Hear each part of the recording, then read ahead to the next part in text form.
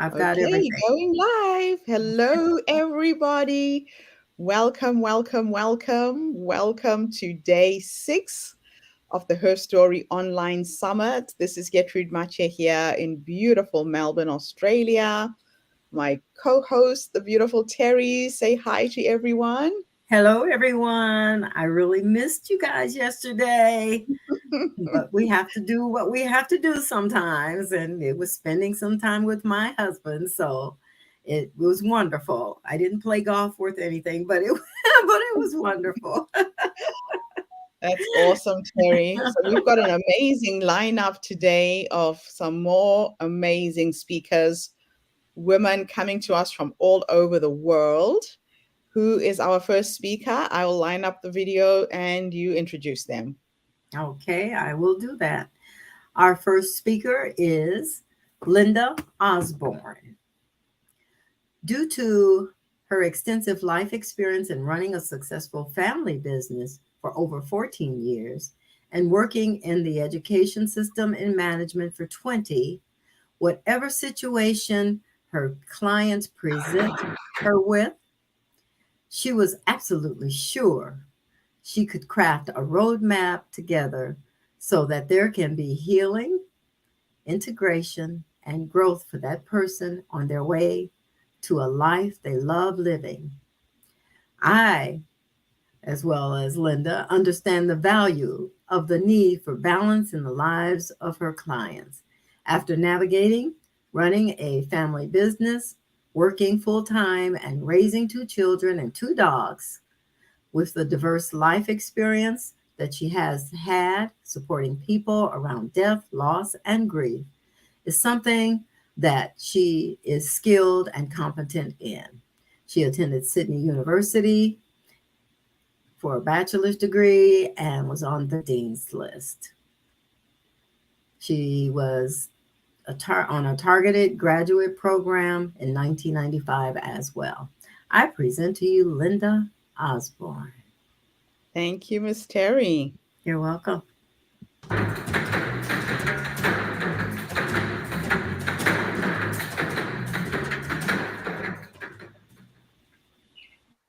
Name glory. My name is Linda Millen Osborne. I'm a Wallaba woman from the Bundjalung Nation, a place on the far north coast of New South Wales, in Australia, the great southern land. I welcome you and send my greetings to you and yours. I would like to acknowledge the traditional custodians of the land I'm coming from today, the Bidjigal people of the Wallay Creek, traditional custodians of the land that I stand here on today. And traditionally, it's custom to acknowledge the land you're on. This great country I come to you from always was and always will be Aborigine land.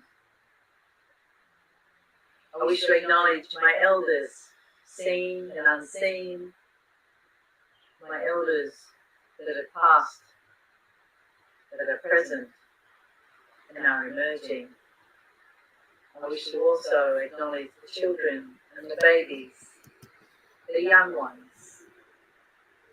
of the Bidjigal clan, as they come through and hold our culture and are our future. I come to you today with a saddened heart. My country, my Bundjalung Nation, is flooding. We see Mother Nature out of balance. We see the impact of our practices on our mother. And as she wobbles out of balance, people are dying, people are in strife. And I come to you today with a heavy heart. Also about the fight in Europe and across our world. And I call and I pray for peace. I call and pray for healing for Mother. May we all unite and pray for peace and for the healing of Mother Nature, where my people believe everything comes from and everything returns to. I too have been on quite a journey. I too have wobbled out of balance. I too have come through the darkness as a survivor in a childhood of complex sexual abuse, growing up with alcoholism in my line, in my home, domestic violence that unfolded into continued abusive practices that I accepted as I grew up as a teenager, born unfortunately into a cycle of abuse that I have had to learn how to alchemize and survive. And I come to you today with a few gifts. A gift of a story of survival and an encouragement to any of you suffering to continue to keep coming, to continue to do your healing work, to continue to love and to believe in love, and to begin the process or deepen your process of forgiveness that has really helped me be able to turn my pain into my gift to the world. My grandmother was born of mixed race in 1908, born of an indigenous father of the Bunjalung nation of the Walabu people. She was taken from her community by her non-indigenous family and hidden from the authorities. At the time in Australia, there was a policy to remove children of mixed race from their indigenous families, an act of genocide, to whitewash our indigenous culture, to take languages and culture away. My grandmother grew up not belonging in her white family truly and having no access to her indigenous culture, feeling quite ashamed of her skin color. I am coming. I'm just running a little late. Okay, no problem. Did you get my text? I just saw your text message and called quickly. No, I didn't see your text. I just saw a missed call from you. Okay. Also on another one, I didn't know which one. The last one you and I communicated by ourselves on. I sent you a message, but I'm probably gonna be about 30 minutes. I'm in Draper. I'm on my way back. Okay, no and then I'll problem. get on. Okay. All right. See you later. And there are Bye. stories right across this country of such struggle and trauma. But our spirit is strong. And she was a survivor. My mum was a survivor. And I'm a survivor, and I'm turning it into thriving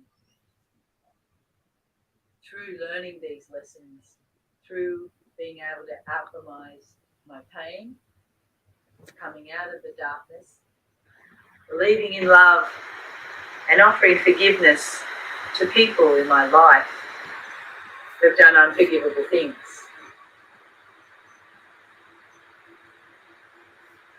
I'm a survivor of complex child sexual abuse. I witnessed domestic violence.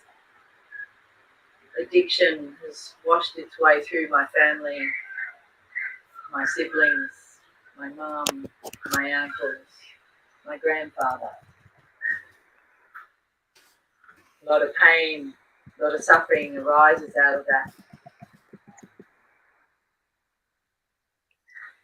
I faced bullying and harassment in my career as I sat in the deputy's chair, one that took me out of my career, led me to stand up against a big institution and say, enough, you will not treat me or anyone else like that.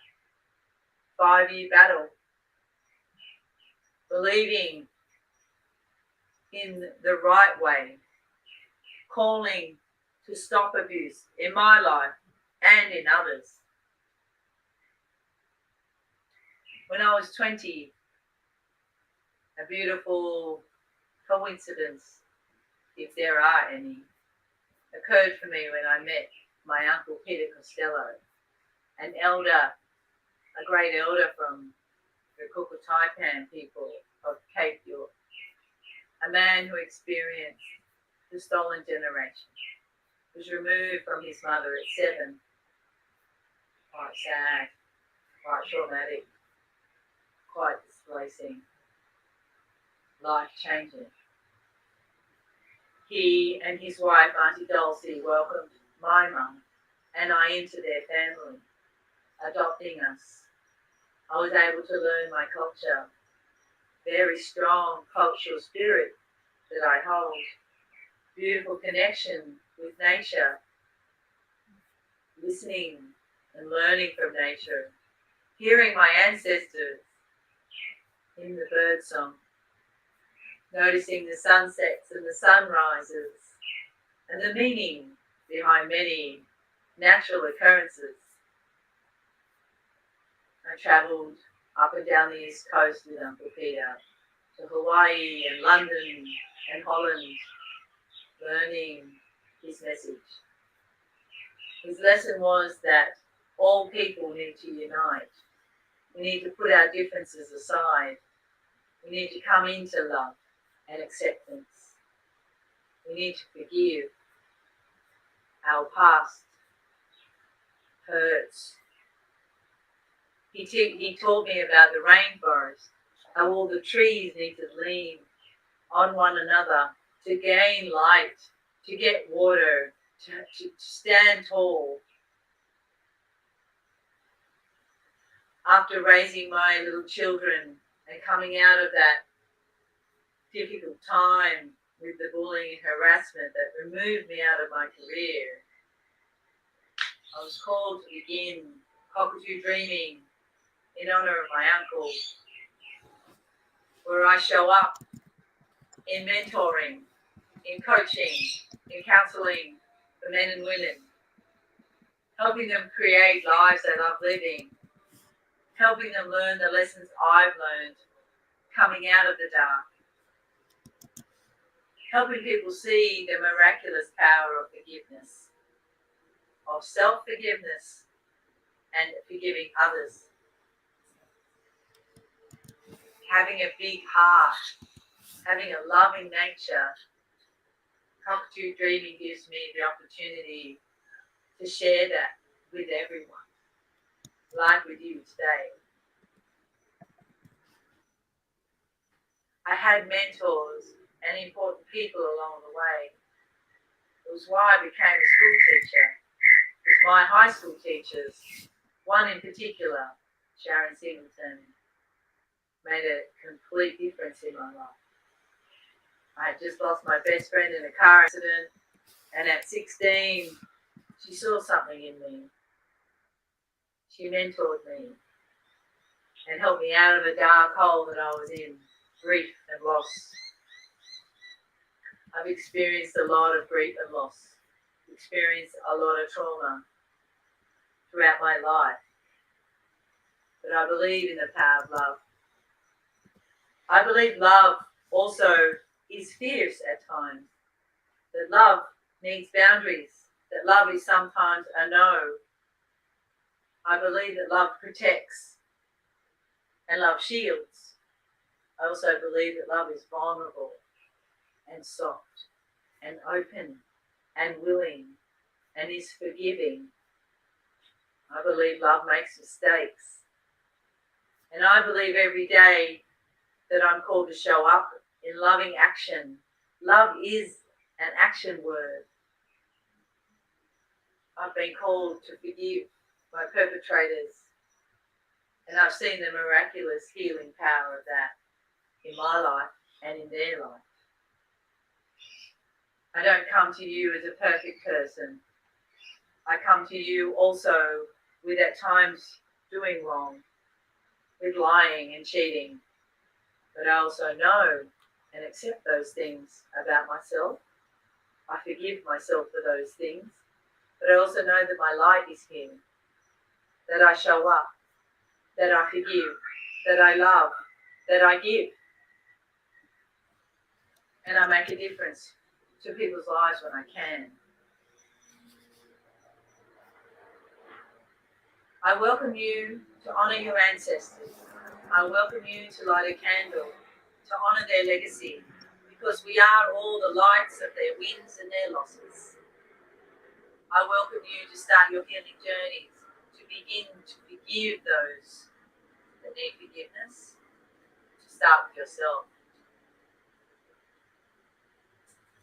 I also was called late last year to form a charity collective, a foundation called Wajam Warriors of Peace, where Indigenous and non-Indigenous people join together to support remote Indigenous communities. Again, I can offer you my assurance of what the power of showing up in love, in action in those communities, what it has done for those people. The last community we went to, the elder there told us, after we'd been and shown up, that hope had returned to her community. That is a great gift. That is worth me coming through the darkness, suffering all those setbacks and those traumas, sitting in the therapist's chair, calling in the healing, connecting to my ancestors, offering myself forgiveness and all those around me. I call you to show up in love and in peace. It is what our world needs. You must start with yourself,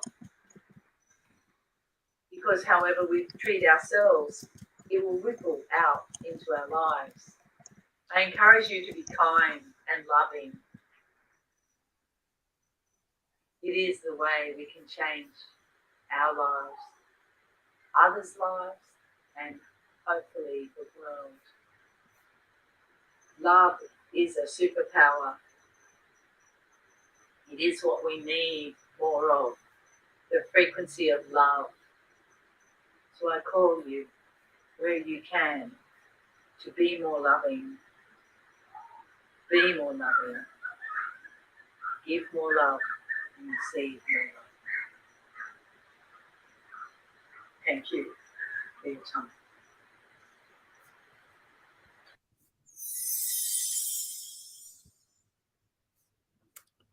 Oh, wow. What an amazing presentation. And a beautiful start to our day. It's very grounding, very calm.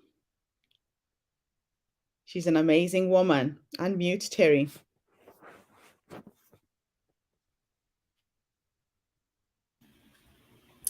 And I forgot to mention, and probably due to her calmness, because she does teach yoga. So Yes. um, I've done yoga, and it is calming. Even if I do the yoga breath, it still calms you quite a bit if you do it the right way.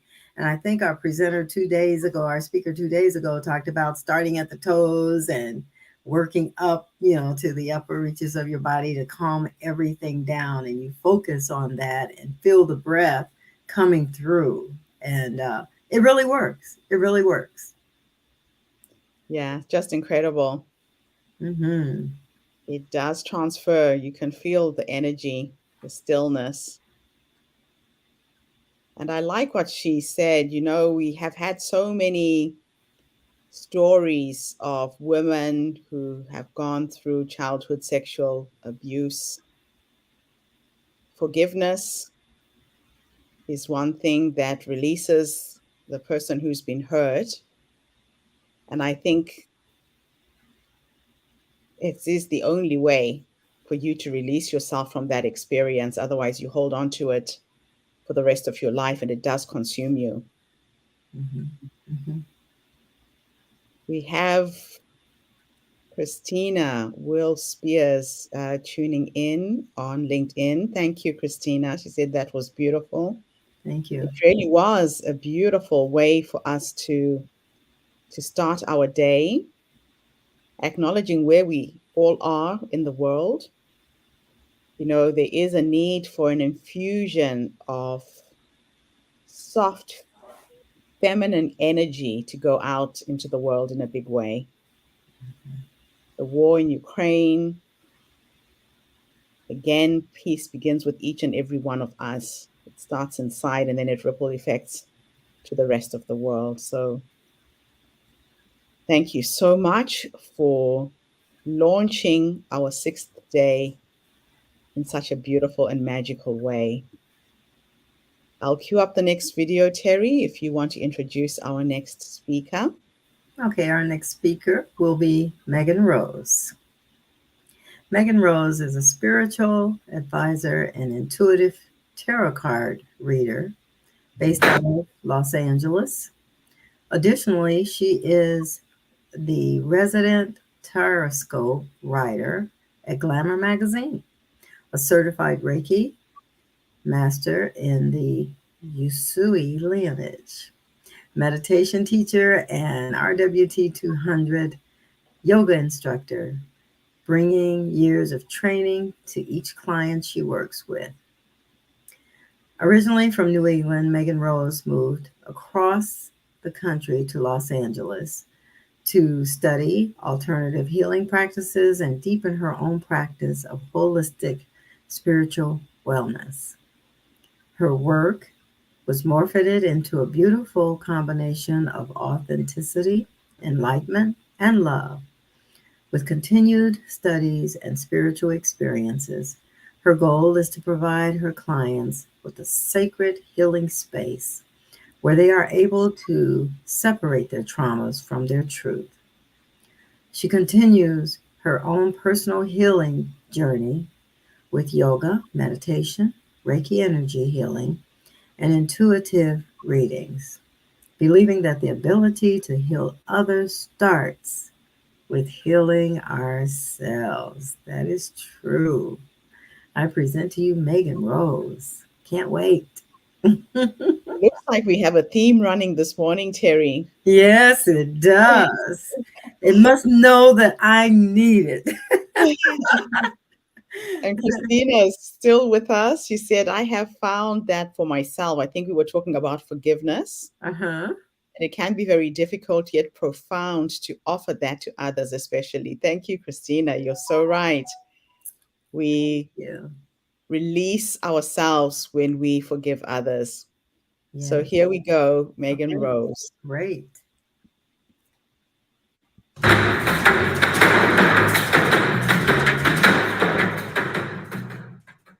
Hello, Gertrude. Thank you so much for having me. So my name is Megan Rose. I am based in Los Angeles. I'm 27 years old, and I'm currently out here working as a spiritual advisor. So my story started off in rural New Hampshire, so New England, the northeast of the United States. I grew up originally in a town with less than 1,000 people as the population, and ended up putting myself through traditional schooling systems, growing up with a traditionally Catholic practicing family. And I think I was probably the last person to expect that my story would end up where it is now, let alone my family and the people that grew up with me.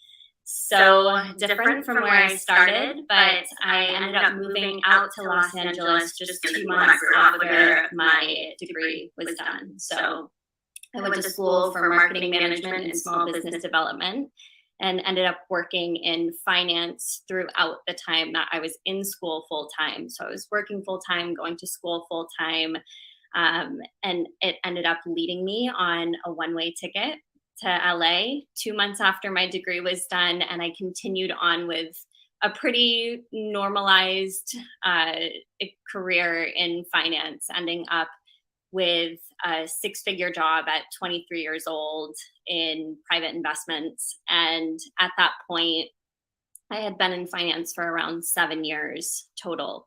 And I remember getting in my car one day, seeing the GPS tell me that it was going to take 2 hours and 5 minutes to get back to my apartment in traditional LA fashion. And I actually utilized that time sitting in standstill traffic to write my resignation letter. I had no idea where I was going, no idea what I was going to pursue, but I did take that time to connect with myself and, tapped in with Reiki energy healing, ended up getting gifted a tarot deck by my partner at the time and working with a mentor to start to learn how to read tarot cards, and walked down the street from my apartment at that time to a meditation studio. And I remember walking in, telling them, it doesn't matter what I'm doing as long as I'm in here working. And they were thrilled with that. Of course, who doesn't want someone that's hungry to work in your space? And I ended up working for minimum wage and hadn't made that little money since high school.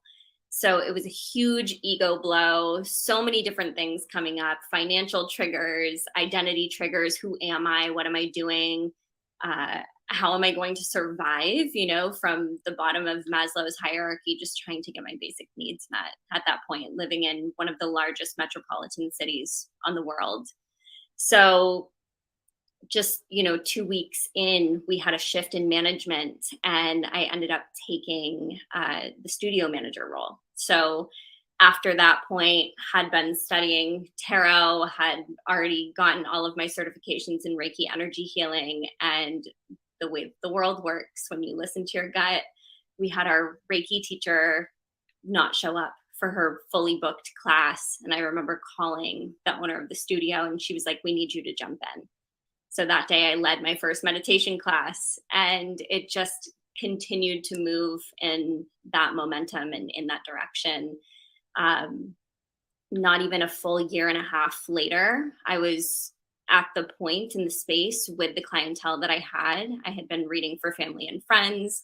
They told me, "You need to start charging for these tarot readings," and got my own clientele, my own roster of people that were not only connected, but very happy with the services that they were getting, and convinced me to start doing this full time. So my last day at the meditation studio was Valentine's Day of 2020. And I'm sure as many people will know where this is going, the city of Los Angeles happened to shut down just 2 weeks later. I remember calling my mom at that point and being like, "Is my childhood bedroom still open? I'm probably going to end up coming back home." And she, being the lovely, supportive person that she is, was like, "Carry through, you know what to do." So the world shut down, really. And I transitioned all of my work online, leading workshops, classes, taking all of my clients virtually. And it not only survived, but it started thriving. And I look at where I'm at now to where I began. And I think my story is the perfect example for the clients that I work with now, to let them know it does not matter where you are. If you want to end up somewhere else, you can make it happen.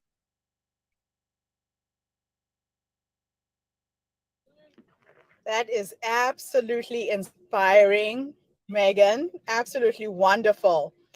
Now, you were able to pivot at a very, very, very difficult time. I want to take you back a few steps. What made you decide to quit your job? What had actually happened for you to do that just impromptu? Because a lot of women hold on to jobs because they need them, they're scared, the fear of, what am I going to do next? What if it fails? What was it that made you make that decision and leave? For me, it wasn't a matter of whether this was the financially sound decision. It wasn't, is this the smart thing for me to do?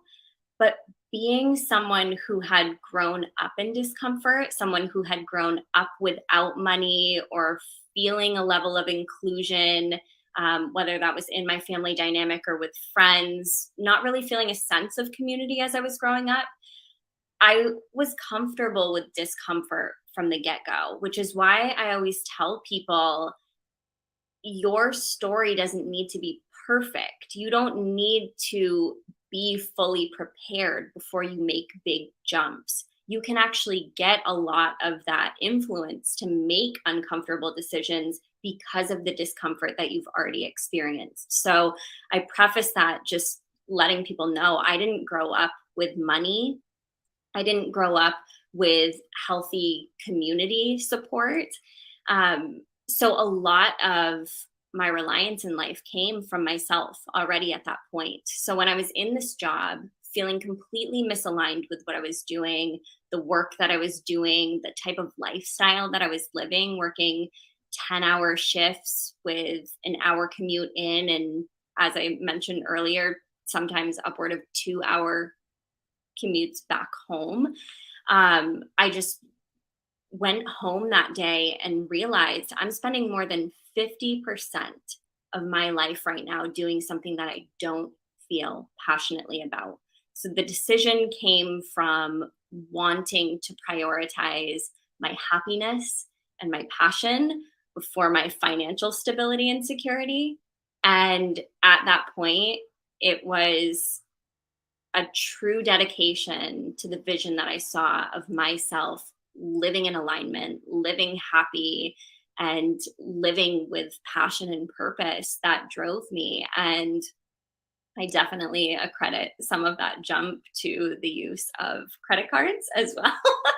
So for the time being, after that jump happened pretty immediately, it was very financially unstable. I won't sugarcoat it. I was not living lavishly for at least a couple of years before this really took off. I love the fact that you just had the faith that this was going to work out. It's almost like jumping off a cliff without a parachute and knowing you'll grow your wings on the way down, right? Absolutely. I could not have said it better.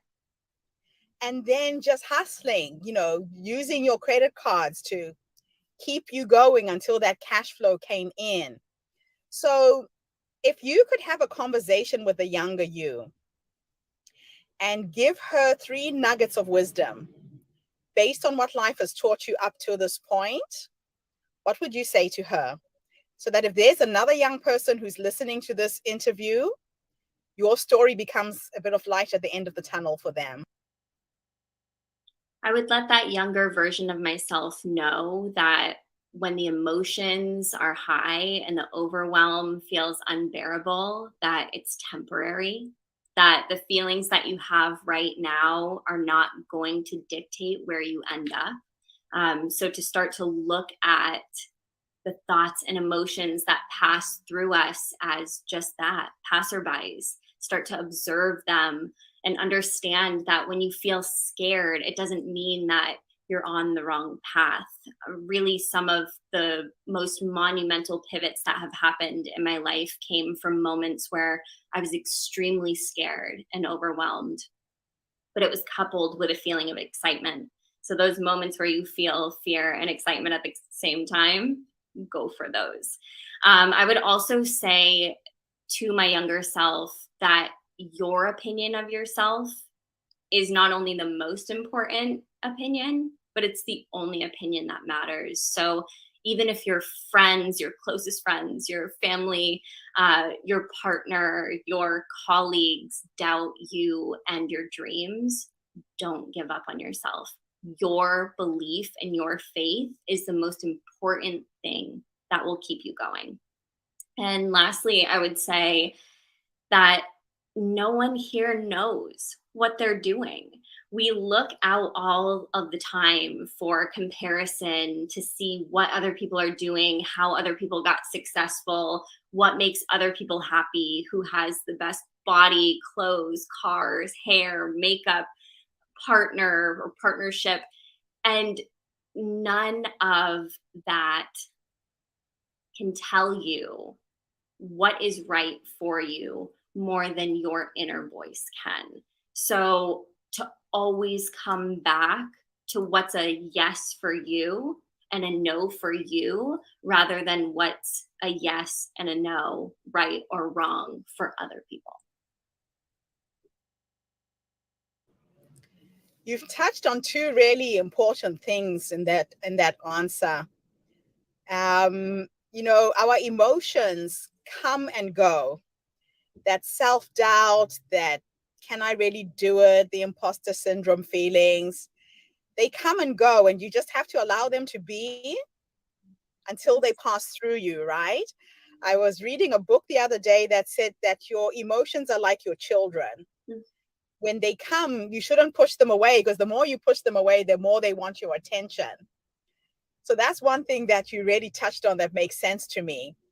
But the other thing you've touched on is your intuition. Now, women are very intuitive by nature, but a lot of women don't know how to trust their intuition. I describe intuition like a muscle, that the more you use it, the stronger it gets, and the stronger it gets, the more you use it. So how do you feel your intuition talking to you? For me, it's a voice that comes in my head that says, go left, go right. What does that feel like for you? So Gertrude, mine is very similar to yours, where I will hear that voice. A very recent example of this, and I want to share this only because when people think of intuition, they think it always has to be really big, or it needs to be spiritually inclined. Like the messages that you get also have to be spiritual in nature. And like you said, your intuition is a muscle. So flexing it in the small moments is kind of like doing a low impact workout, doing Pilates, doing something that doesn't require you to break a sweat, but it still builds these tiny muscles. So the example that happened to me recently, I went out on, we'll call it a Monday, and wore brown boots and a floral dress. And I realized at that time when I was trying to pair certain things together to make an outfit that I didn't have any brown purses. So the next day, I go to a doctor's appointment that I had in the morning. And I remember leaving and driving up a street that I hadn't been to. And it ended up leading me to a thrift shop that I love, but I had never come from that direction. So that's the first part of this intuitive kind of journey.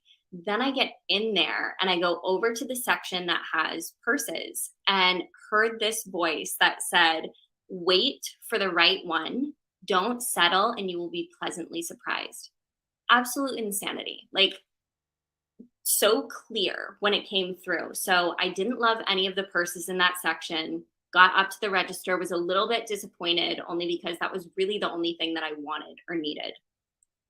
And as I'm standing checking out, I see on the end cap of the men's jeans a brown purse. So I asked the cashier to wait before he checked me out. And I go over, and it's not only a purse for $19, but it's a Prada purse.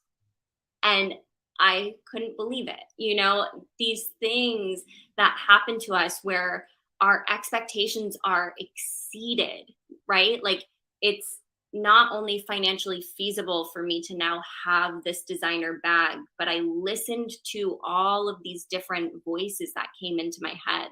So I tell stories like this, not only to you and your community, but to my clients as well, because I think it's important for women, especially, to understand that our inherent gift of intuition has been silenced. It's been shushed for so long, especially in this very patriarchal society that we live in, where intuition hasn't had a seat at the table for a very long time. It's been discredited and illegitimized for so many years.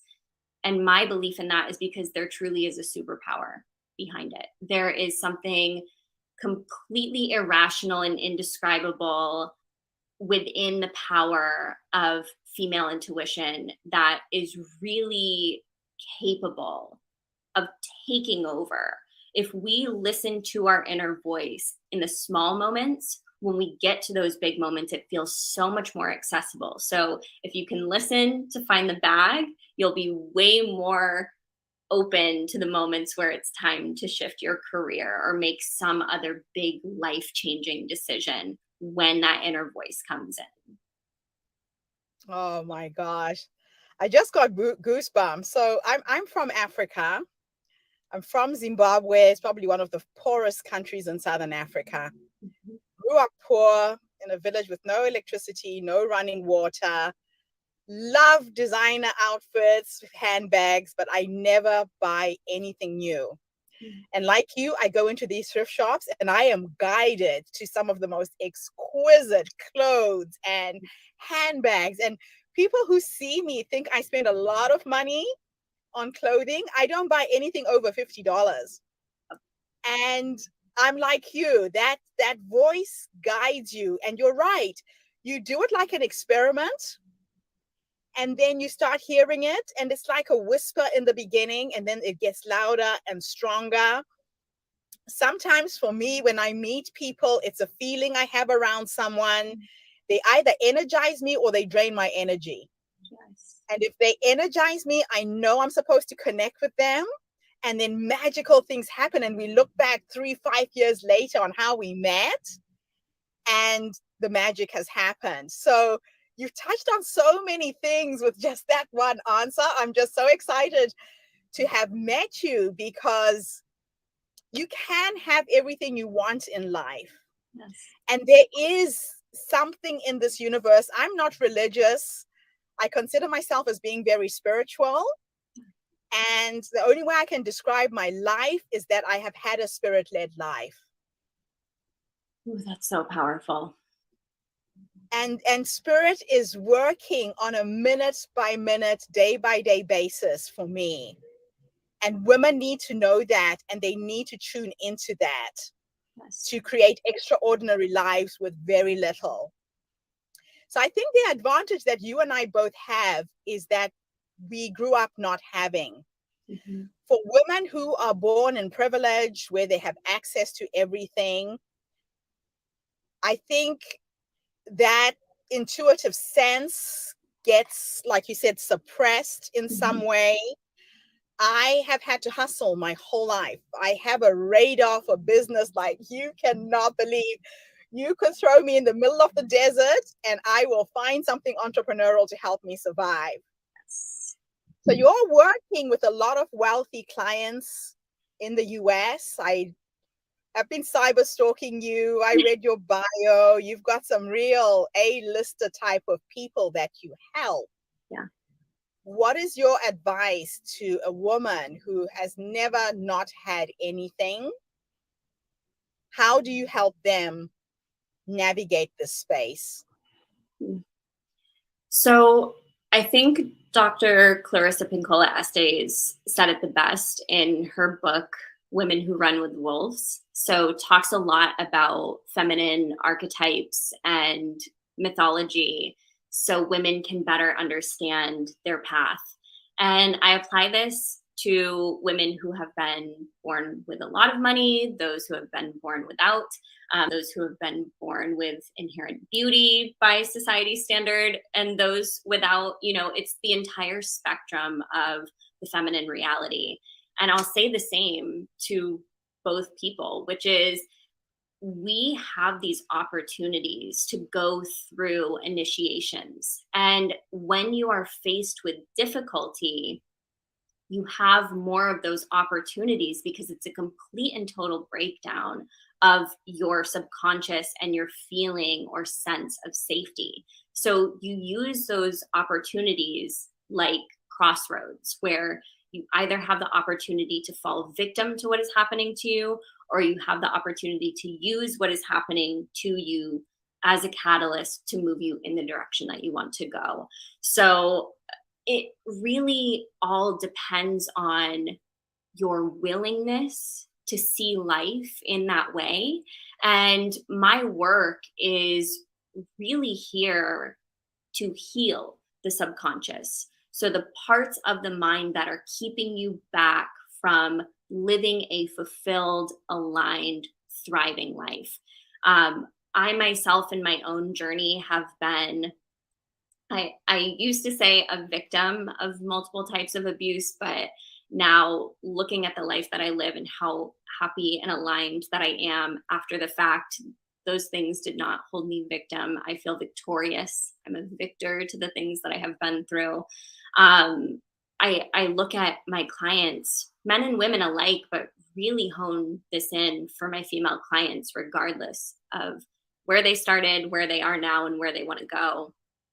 and let them know every opportunity you have in life to grow is being handed to you. And it may not look the same way. It may not be handed to you on a shiny silver platter with a gold bow on top of it. It might look a lot like a breakdown that ends up turning into a breakthrough if you allow it to. So it's just letting yourself look at life and its difficulties and its challenges as opportunities and initiations. So much easier said than done. And I don't want to take away from people that are oppressed by society, because going through different levels and layers of oppression and abuse are never required for you to get to where you're trying to go. But it is looking at life and holding on to those moments where you are in control of your destiny and you can see how the universe is co-collaborating with you always, and saying, I'm ready. I'm ready for the initiation and the challenge that you're giving me to bring me where I'm trying to go. Beautiful way to end our interview. Megan, thank you so much. You bring so much into this world. How can people get hold of you? Which is the best website? So my website is themeganrose.com, and you can find me on all social platforms at _Megan Rose. Okay, so I have your website scrolling at the bottom of the video at the moment. Thank you to everybody who tuned in today. The Herstory movement is attracting some of the most phenomenal women on the planet. I feel really honored to have met you, Megan, because you confirmed for me a lot of knowings that sometimes feel I'm a little bit crazy, but when I meet someone like you, I'm like, okay, I'm not crazy. There's someone crazier. I'm here. So thank you for coming into my life this morning. Thank you, everybody, for tuning in. Come back again tomorrow when I interview yet another amazing guest. Megan, don't go away. In the meantime, have a fantastic day, morning, or evening, wherever you are in the world. Back tomorrow. Bye for now.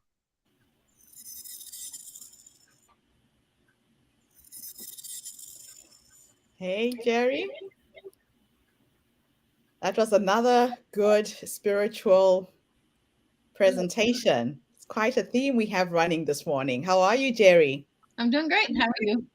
Good to see you again. Hi, Jerry. Oh gosh. She dropped so many nuggets.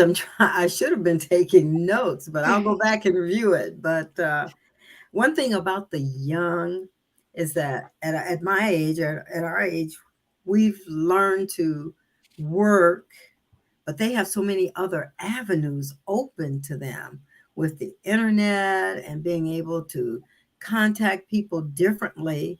You know, we always had to make phone calls, you know, and then who could afford long distance calls, you know? So, but they just have taken the internet, and as you would say, Gertrude, they've made the world really flat. Yeah. Yeah. The world is flat because of the internet. You can transfer any knowledge, any skills, and make a really decent living if you know how to utilize this technology. So it's an exciting time. It is. It is. Very exciting time. Any feedback for Megan, Jerry? Well, I came in part of the way through, but I was very impressed with her explanation of how our inner spirit works. That our intuition is really the spirit speaking to us. I full on believe that's true. I get prompted all the time, and her explanation was quite lovely. She definitely has that figured out. It would have been nice to have that figured out at her age. I don't know how old she is. I mean, I have it figured out now, and I think I had it figured out in by my 40s. I had it figured out that my intuition was something to pay attention to, because I am a woman and I am worth listening to. But I've always had, when she talked about we're in a patriotic world, I've never had feeling that I was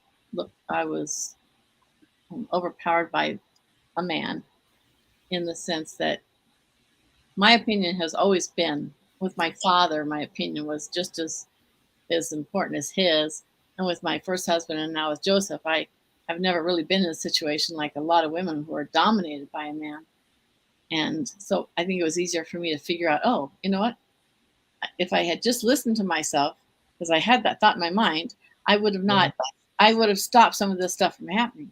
But I had such a strong intuition about my first grandchild, when it was so strong that I was having dreams that she was coming, dreams for months before they told us they were pregnant. And so by the time she was born, my son wasn't married.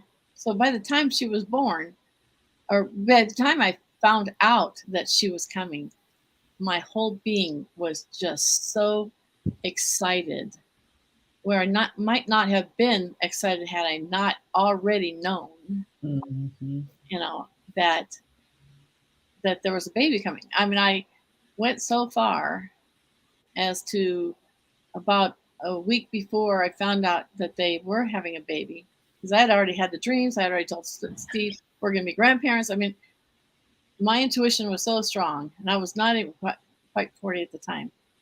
And I went into a baby shop and picked up this cute little outfit that had baby footprints on it, which would work for a boy or a girl. It had all the different colors. And I walked up to the lady at the counter and I said, I'm going to be a grandmother soon. And then I realized that I had lied to her, or I thought I had lied to her, because I didn't know for sure. And I put it down and I ran out of her store. And then later I find out that I didn't lie to her at all.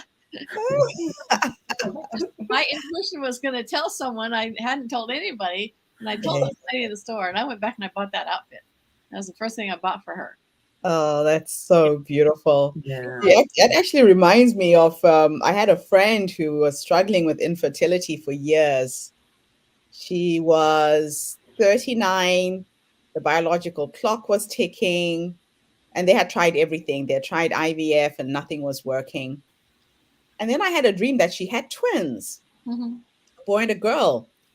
And I went into a shop and I bought her 2 little pairs of shoes, the little booties. Yeah.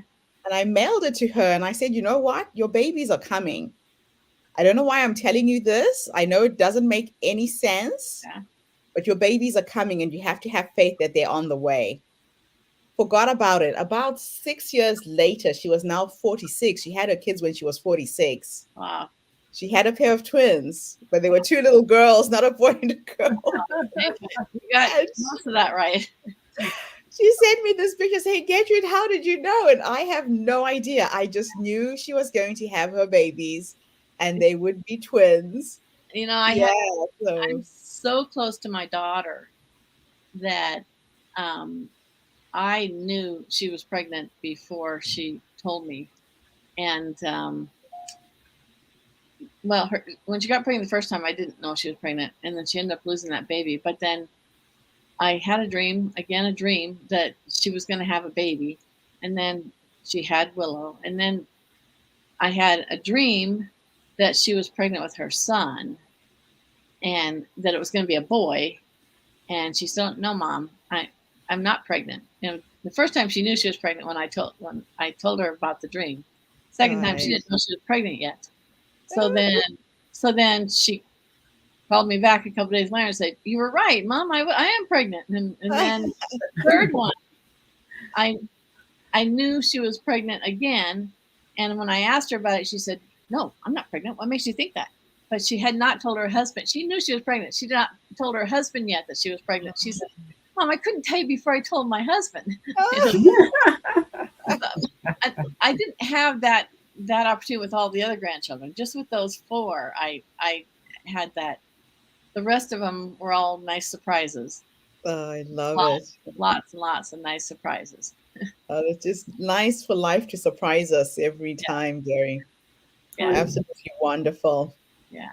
All right, let's move on to our program, ladies. Who do we have next? Okay, we have Petronella, and I'm not going to crucify her last name. uh, she says, empower yourself with art to illuminate the world with love. Petronella is an extraordinary, soul-inspiring artist.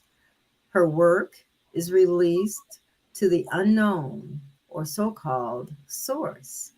She creates a visual diabolic cue with it. It is surrounded by courage and freedom. Love and the strength within is freely expressed in the work in her life choices. The work in progress provides a clear, honest, and harmonious integrity back to the roots in her artist statement and represents human needs as an essential value to oneself. Petronella. Thank you, Terry. Mhm.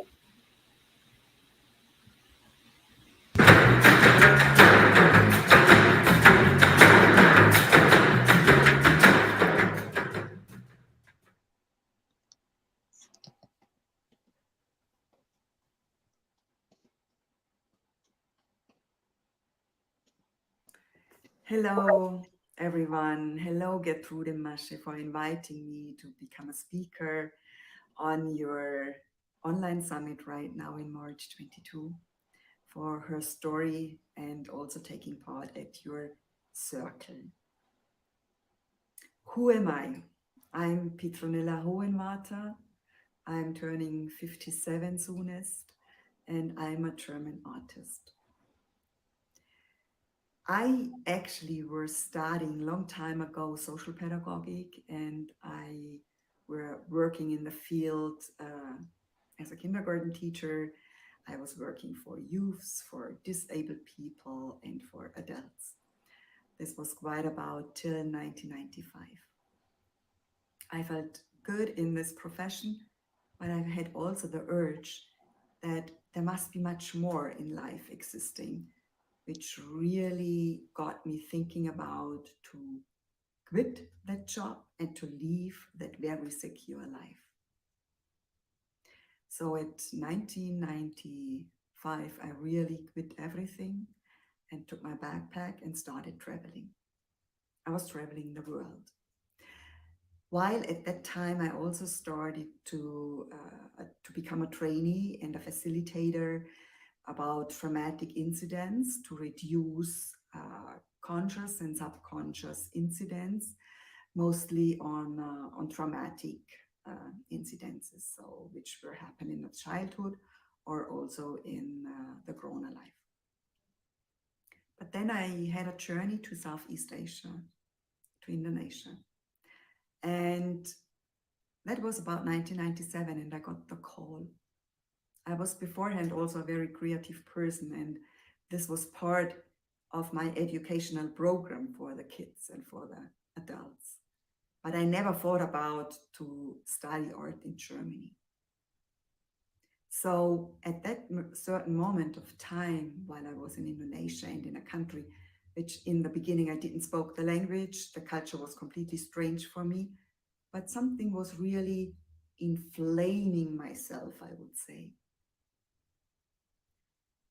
And so I got in touch with art.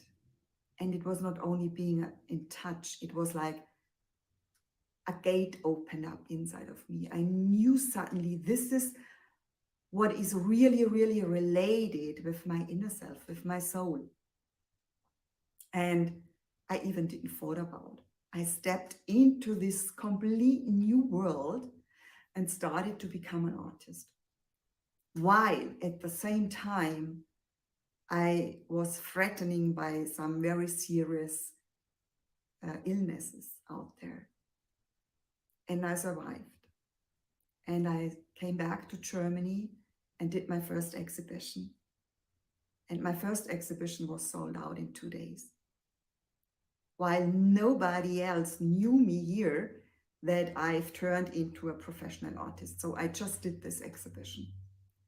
That was like a complete gate opened up for me and said, well, that's your second choice. Go for it, do it. And I listened that call and I kept going and kept going. And I got the downloads and the energy. And so my life unfolded in a complete different direction. I started traveling. I went to Indonesia once in a while. I went to Europe, to some certain countries. I got in touch with another artists. I met mentors on my way. And all of this really shaped my personality. I was open in my heart, I was open in my mind to learn more about the world in itself, about different cultures, about different nations, about people. I learned mostly about myself because every single painting I did was like facing myself in a mirror and to accept myself in the way I am. That wasn't always an easy time. And while time were passing by, I understood more and more that I had to bring a message across, a message which I were using a language which for many people were kind of strange when I were talking about divine love or about the higher self or the energy which is creating my life. But as more as I've got in touch with myself and my higher mission, or let's say the purpose of my life, I so understood that me as a mainly semi-abstract artist have a message. And this is not brought by my mind or through a study. It's originally existing in me. It's a gift. It's given to me. And that's why your subject, the power of giving, has really attracted my heart, because the power of giving as an abstract or as an artist is existing within me. And I were listening the call 1997 and turn this call into my profession, into my deepest passion, into a flame which started to burn bigger and bigger.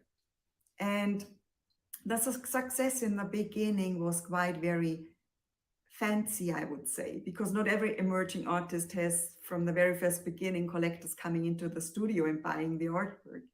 So I understood the magic which is existing in that journey. So every single step I took, it was like that the universe was recalling me and said, yes, look at this. That's your gift. That's another gift. That's another gift. And so I was stepping completely, fully committed onto this journey. And I'm doing this since 25 years. And I'm not doing this just only for me. It's a higher purpose beyond. It's the purpose of, I would say, the love which I have found within myself, which is around myself existing, and which is driving me as an artist. Because I would say love is just the idiom or the synonym for an energy which is pure, which is the finest selection of energy, which I say it's the purest divine energy, where we are coming from and where we are going back when we are leaving our physical body. This is what I call, it's the divine love.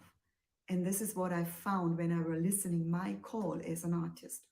And this is what I want to bring across through my paintings, through my artwork, from my creative ideas I'm developing as an artist on myself, but also with another colleagues and friends together. This is the message to bring across as an artist.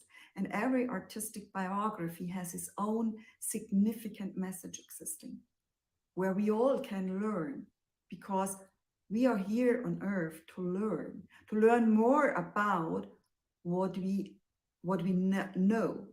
So to strengthen our wisdom, which is existing within us, and to go along with and to explore and to share it with the world. And this is what I'm doing with my collectors and with the people who are close to me. I have been traveling the world and I have met so many different people from all over the world. And what really always was, let's say, the base was the respect, the tolerance, the valuable appreciation which were coming along, because it's existing in my heart and I'm giving it away. So it's just coming back to me. The way I'm speaking up, the same resonance is coming back to me. And so the art is telling me, who am I? As so I'm, as an artist, presenting through the art I'm creating a kind of a reflection where you are and where we are. And we are somehow made by the essence, by the divine love, by the energy which exists within us and which is naturally given to us. If you think about this, then you see your life from a complete different perspective. You can change your mindset. You can change your behavior. You can change your acting. And you can open up your heart. And this is fulfilling your life as it does my life. I'm very happy and I'm very pleased that I were listening my call and that I were listening the people who were around me and supported me and gave me the opportunity to show my art in front of many, many people, even in the States, in Europe, and in Southeast Asia. We all can learn while we meet and to talk openly from heart to heart, from soul to soul. And be aware that every artist which is crossing your path has a message to prevent, let's say. Every artist's biography has something special existing, where we can change our perception of life, where we can be aware about the bigger picture of life, where we learn to understand our own self, where we understand the bigger meaning of life, where we understand the bigger picture of life. Everything starts within us. It's like a ripple effect. It's like if you pull a stone into the water, it creates circles. And this is what I'm doing with my art. I create circles because I am as I am, and you are as you are, as so we are. We are the part of the love which is existing within us and which is around us. And me as an artist, I try, and I think I'm doing my best to bring this message across in such a decent, in such a mindful, and in such a pleasant way, while we together can create such a much more brighter and much more illuminating picture of this world. I'm very thrilled to be part of this circle, to be able to speak up for your community, and that we are sharing together the love we have found within ourselves. And this love is illuminating the world and makes the world to a better place. Thanks for having me, and I wish you well and all the best. Namaste.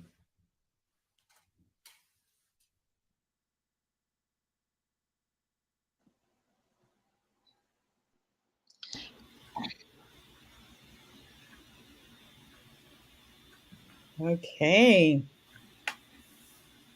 We have a theme, ladies, that is running through the day. Very, very calm, spiritual, soothing, creative people we have this morning.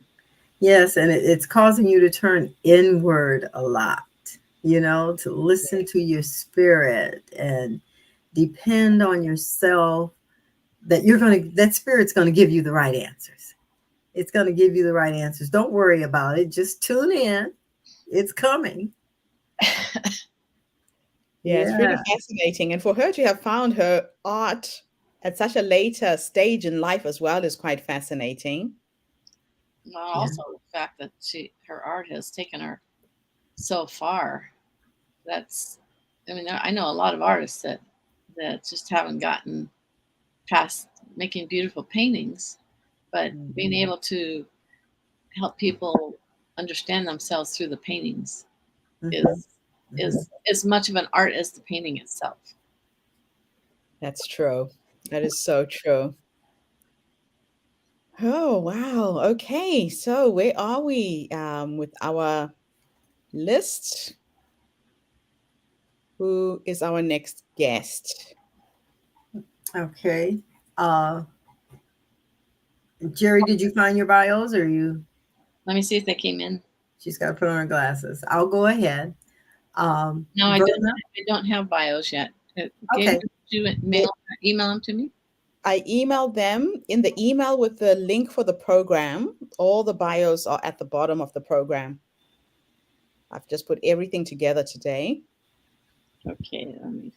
I like that too.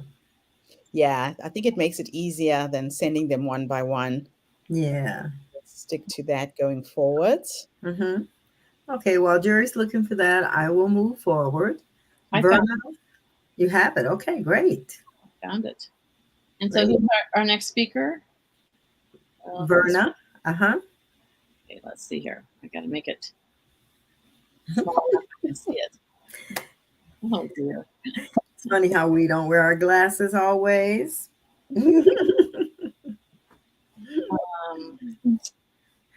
For some reason, it's coming through where I only get like half of it.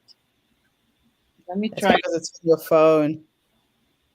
Then I'll pull it up on my, since it's email. I'll pull up on my. Go ahead and do Verna, and I'll set myself up for the next one. Okay, You no do worries. Okay. No worries. Okay, so we have Verna V. Nickelberry. She is the Chief Executive Officer at, I don't want to crucify that, Velashi Enterprise. Okay. She's also the founder and editorial director of Ordinary People magazine. She's a native of Memphis, Tennessee. Ms. Nickelberry has volunteered for several organizations such as Our Children, Our Future, a volunteer tutoring program that was sponsored by the Memphis City School, Volatile Elementary School, Career Day, Youth Service, Memphis Inc., Friends of the Orpheum Theater, and volunteered at the Moving Owen College during their Hank Aaron Celebrate weekend. Ms. Nickelberry served as the now dissolved president of Drifters Incorporated, Memphis chapter. Drifters Inc. is a nonprofit organization with over 50 chapters throughout the United States, which serves the youth and the elderly. And I am familiar with that program. They have a chapter here in Gary, Indiana. Verna has also served as a loan executive for the Combined Federal Campaign for the United Way of the Mid-South, Memphis, and as the Combined Federal Campaign Coordinator of the Memphis Military Entrance Processing Station for 5 years and the Readiness Support Group Coordinator. Okay, I bring to you Verna. Thanks so much, Terry. Here You're we welcome. go.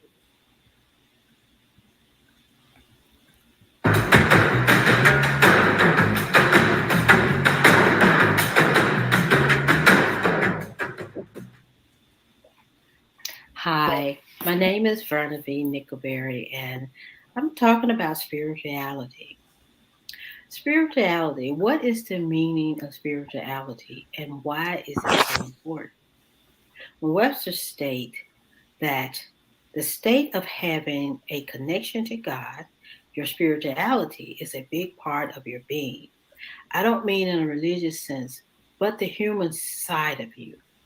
It's about your soul, your inner being.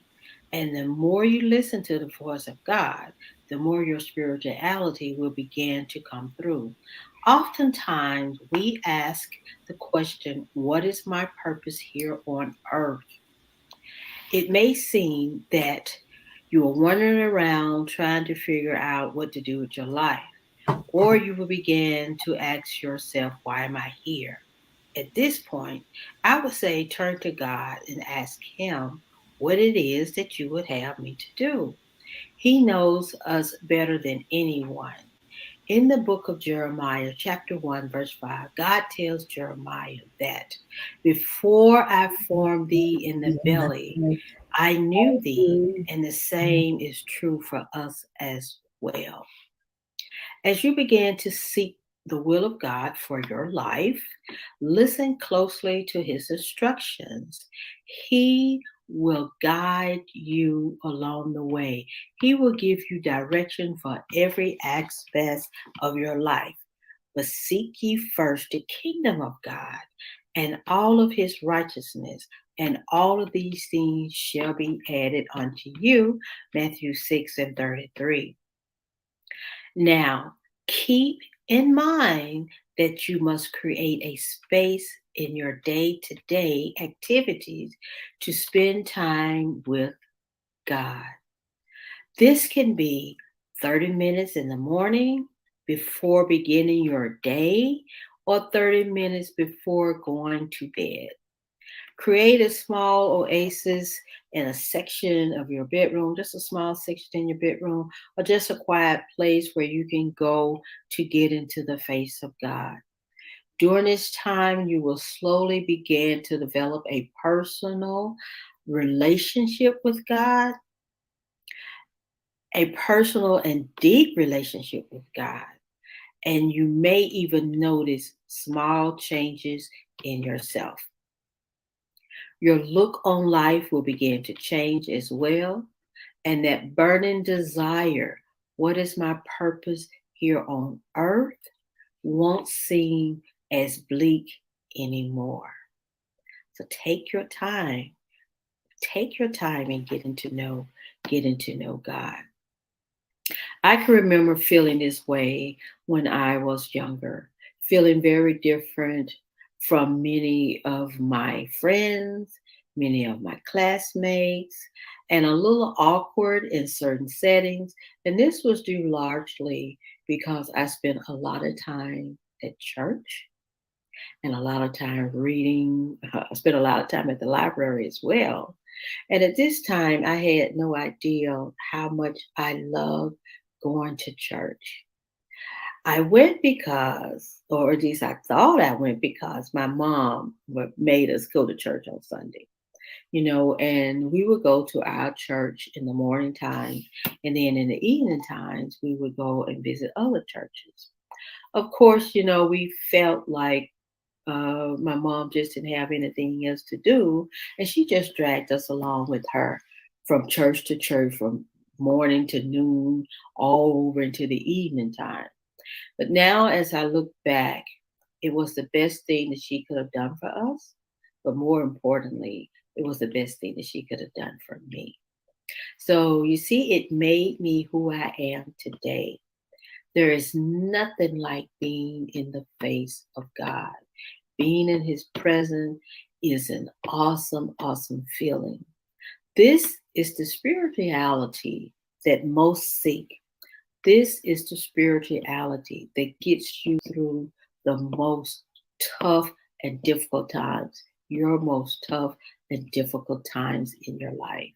Knowing that you have developed a personal relationship with God and He has your back no matter what. So Hebrews 13 and 15 tell us, let your conversation. Be without covenants, and be content with such things as ye have. For he has said, I will never leave thee, nor will I forsake thee. And isn't that wonderful that we know God has us, that he has us our back? And so as I began to mature in the word of God, I realized that I could take comfort knowing that God would always be there for me. And knowing this, it made life a little easier. The trials and tribulations, they still came and they will come. But I held on to the word of God, held on to my spirituality.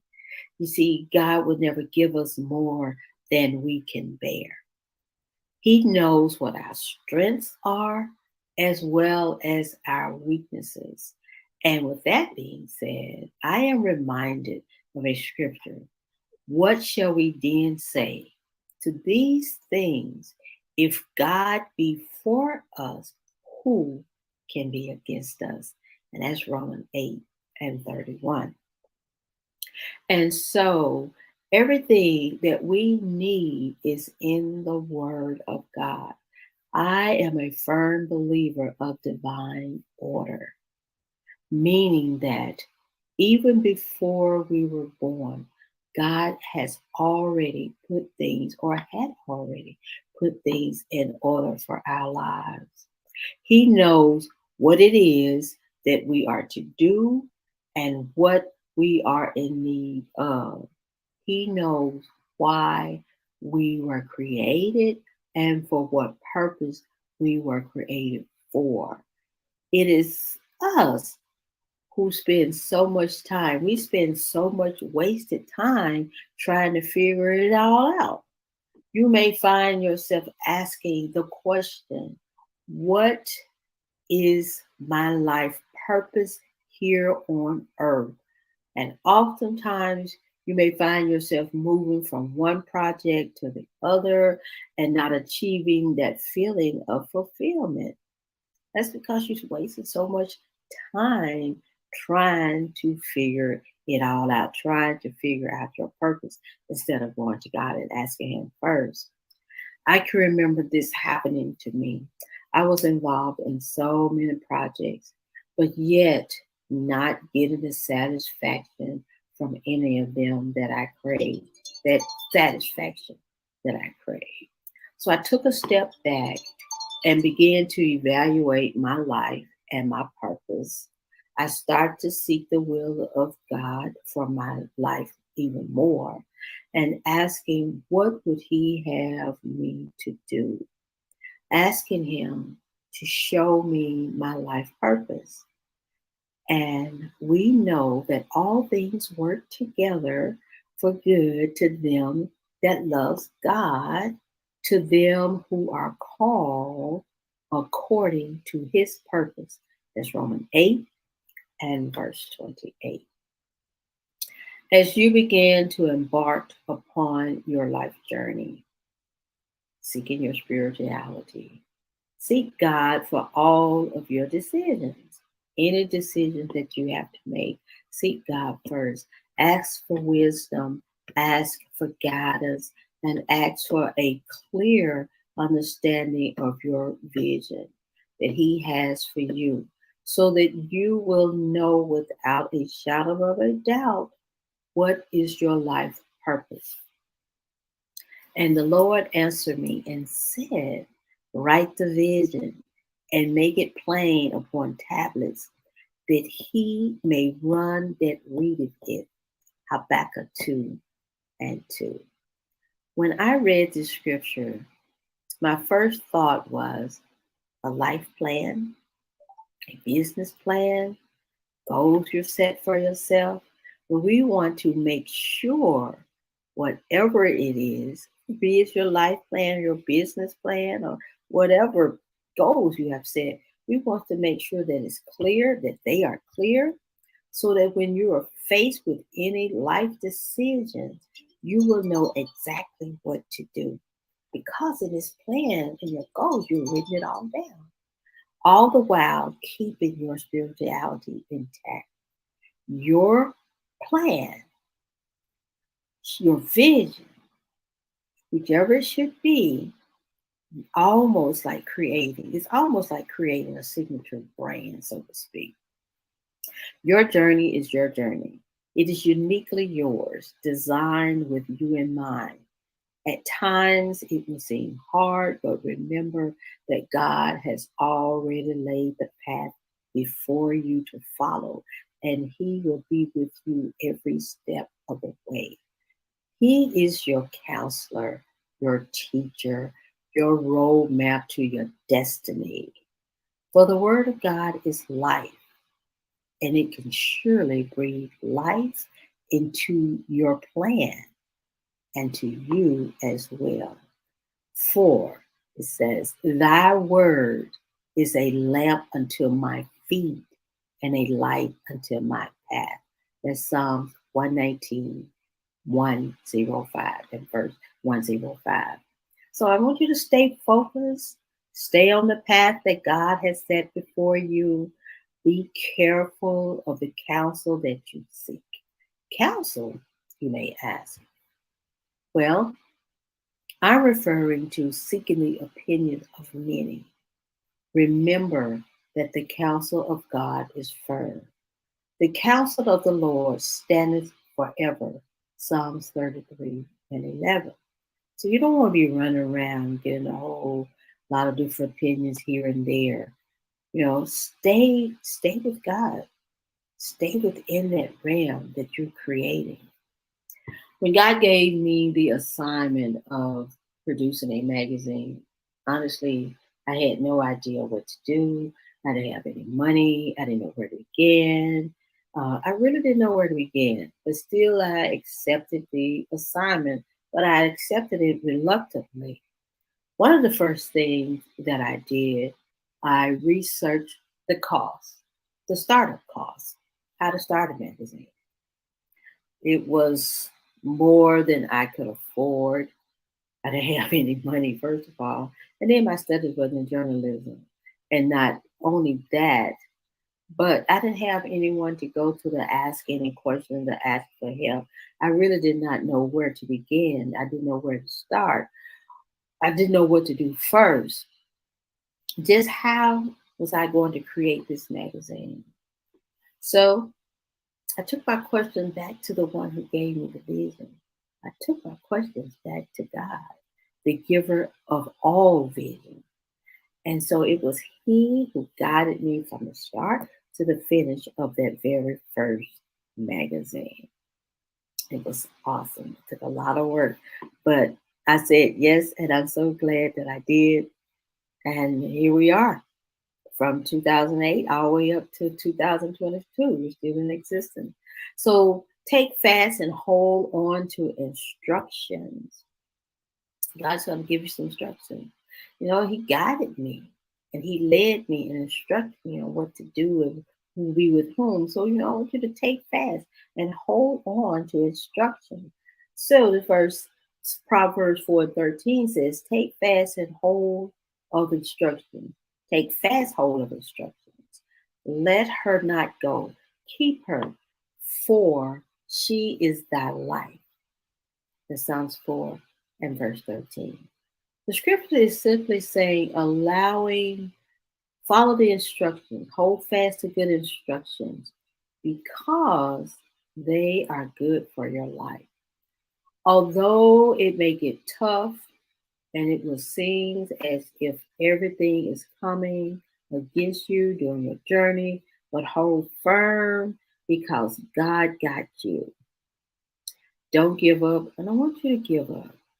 And, don't throw in the towel so quickly. So don't give up. Don't give in. Be like the tree planted by the rivers of water. And he shall be like a tree planted by the rivers of water that spring forth his fruit in his season. His leaf also shall not wither, and whatsoever he doeth shall prosper. Psalms 1 and 3. And during these times, read your word more, read your Bible more. We're still building this spirituality. and God will begin to speak to you through His written word. Search the Bibles for scriptures. Those that's going to get you through. Search the Bible for them, and they will help you. And they will help you to stay focused. Place them where you can see them. Place them on your wall. Place them on your desk. Place them on the mirror in your bathroom. Place them in your car. And remember, the Word of God is life. It's life. I'm telling you what I know. And you will be surprised how much this will help you as well as brighten your day. This is how your spirituality will begin to grow. The more time you spend with God and allowing Him to lead you and to teach you in all things life, you will see a big difference in your thinking, in your daily actions, and how you respond to others. Yes, you will not, you will be able to respond to others in a much different way. Trust me. A difference in your life as a whole. You will see a difference in your life. Slowly, you will step outside of the box of your creativity. Your thinking will go from, what to do to what would God have me to do in all situations. Now you are developing a personal relationship with God, which is a good thing. This will help you as your confidence grows, and it will also help you in every other area of your life. Come outside the four walls of your office, of your home. If you got an office inside your home, come outside, step into the world. I want you to step into the world of networking and collaboration. And with newfound interbeing spirituality, you should feel comfortable in any setting. You will be able to move in group settings and expressing yourself in any occasions arise to expound on whatever it is you want to expound upon. Because you see, you have confidence now, and you have the assurance that God is with you. No, this is not arrogant, but it's you and God working together to get the job. Hey, to get the job done in excellence. This also cometh forth from the Lord of hosts, which is wonderful in counsel and excellent in working. That's Isaiah 28, verse 29. With every new project, always seek God first. Refer back to your notes from the beginning of your plan when it said write the vision. Refer back as you incorporate new ideas, keeping your mind sharp and fresh. Research your field of expertise often to ensure that you are always in the know and is aware of any changes. I spent many hours on webinars about the magazines, where to go, what should I do, all about the magazine world, just trying to stay in the know, what to add, what not to add to my publication. Not just that, but oftentimes, I would notice some of the publications would pretty much be printing and writing about the same thing, the same article, but they would be a little different from time to time. Many publications may be reporting on the same event, but showing it in a different light. So continuing education is very important. Continue your education in whatever field that you may be in. You want to make sure that you are up on things. And most webinars are free. Collaboration is also one way of expanding. You want to be able to build the relationship that you have with others on this life journey of yours. Don't be afraid to partner. Don't be afraid of collaboration. Don't be afraid to partner with others. This is a plus for you as well as for them. And once you allow God to begin to lead and guide you in everything and all things will begin to become a little more easier. Maybe not at first, But for sure, as you yourself, but for sure, you will begin to grow. Your confidence begin to grow, and you begin to grow into the person that God has intended for you to be. And we all want to be that person that God intended for us to be. And last but not least, as you grow and as you begin to be more confident in whatever that you're doing, give back to your community. Yeah, give back. For example, you might want to volunteer with the Girls and Boys Club. You might want to volunteer to read at your local library. Sometimes they have time that you read to smaller children. You might want to read for children in a hospital. Whatever it is, give back. Give back to your community, and that's a really good thing to give back. And you might want to, and then also you might want to start a nonprofit organization of your own, something that you are very, very passionate about. There's so many businesses that include nonprofits into their business. So, and then this would also allow you to become a little bit more visible in your community. This would definitely allow you to become a little bit more visible in your community. So, through your development, your life development, and through developing a relationship with God and following God's instructions, you will begin to flourish in everything in life, in your businesses, in your relationship. You will begin to just really, really grow. But most importantly, stay on the path that God has set before you, no matter what. Your obstacles are only stepping stones, sometimes better and sometimes greater. Something greater and something better. They're just stepping stones to get you to your next level. So stay focused, stay prayed up, and stay in the face of God. Stick with God. Arch your spirituality, girl, and you won't go wrong at all. Everything. Stay on the path. Stick with God. Stay in the face of God. And watch yourself flourish and watch your spirituality grow. Thank you so very much. And again, my name is Verna V. Nickelberry, and it's definitely been a pleasure speaking with you.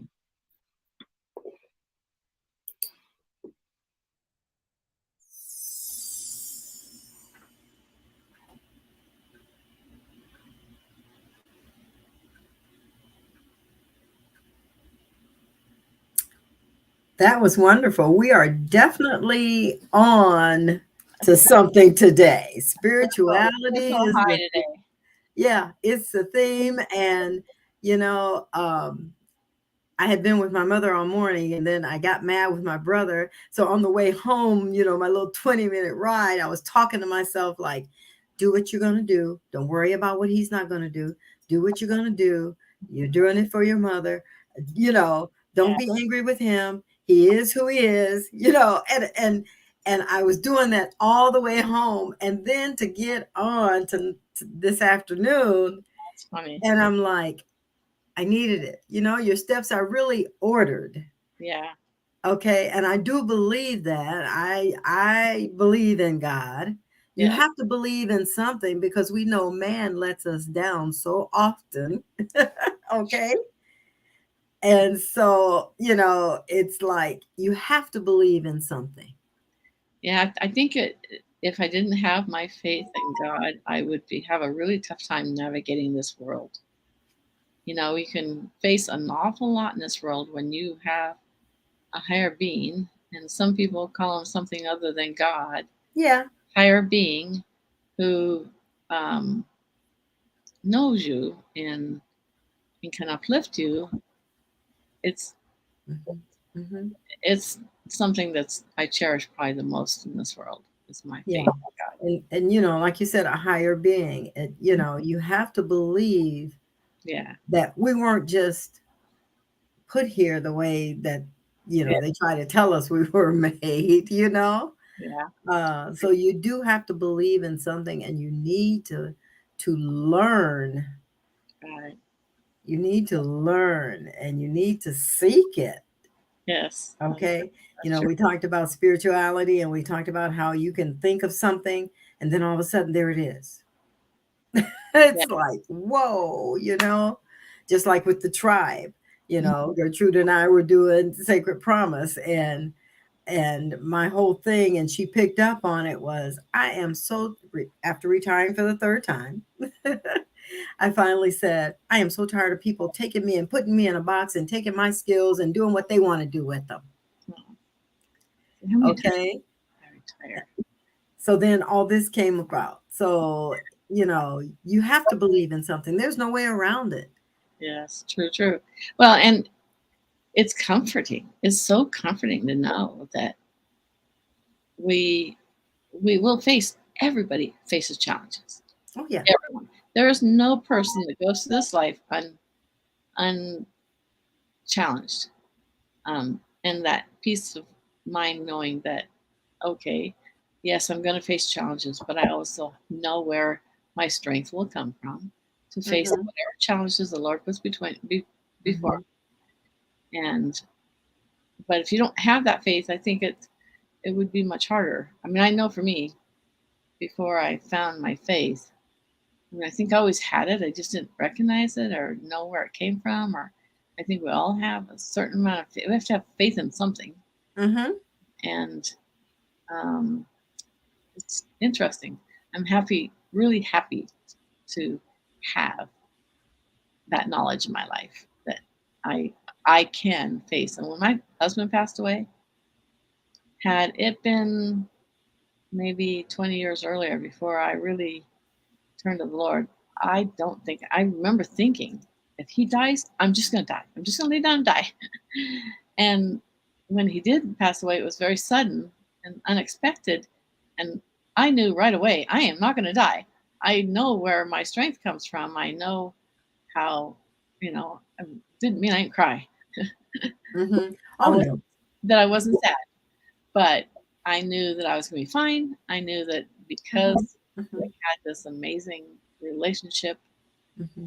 I knew that I was really blessed above a lot of women in that my heart goes out to the women in the world who don't find that kind of love and Mm-hmm. that kind of companionship with a man or Mm-hmm. whatever. I I really feel that I felt like, oh, this I am blessed. And I knew I was blessed. And I felt like if I grieved too much, I would not even appreciate what I had already had. And Yeah, because that woe is me syndrome kicks in, right, Yeah. exactly. I felt like if I fell into, look at me, I'm the widow, my life Mm-hmm. is ruined because he's gone, that I'd be telling God I didn't appreciate the blessing I had of him. Exactly. And Exactly. that's why I was able to meet my current husband, is Mm-hmm. because I knew what love was, and I knew that I could make a marriage work because I did for 31 years, and, Mm-hmm. and would have as long as he and I both lived. But I came into this marriage with the knowledge of, oh yes, I'm going to face challenges, but yet, and I also have my faith to let me know that I can get through whatever challenges I face. Oh, yeah, definitely. Yeah. Definitely. Okay, great. Great. Okay, I'm going to go ahead. Okay, you're going to do Yeah. Carmen? Yes, I am. Okay, and I'll get us queued up here. Okay, where did she go? I'm back.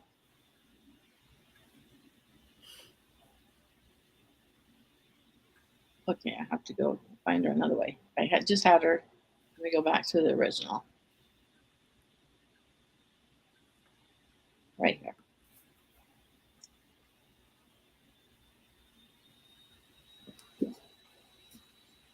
Okay. Figured out how I can do it with being too big. Okay, Carmen Derville chief of staff. She was the chief of staff, member of the Yes Prep team since 2015. Carmen is originally from right outside of Cleveland, Ohio, and found her way to Yes Prep in 2015 as a director of school operations. Most recently, she has served as a managing director of talent support, remaining focused on the organization's traditional human resource functions while problem solving functionally on the variety of projects that intersect with the talent work stream. Prior to Yes, she served in Texas' two largest ISD leading aggressive human resource turnaround efforts. Her passion is for the community we serve has fueled important organizational change. Prior to that, she was a recruitment director for Teach for America in Chicago. Carmen graduated from Case Western Reserve University with a degree in English literature and communication science and received her graduate degree from the University of Texas at Austin in educational leadership. Besides being an avid sports fan, Carmen and her husband, Chris, are the parents to two kiddos, Rowan Axel and Cooper Phoenix. It is my pleasure to introduce Carmen.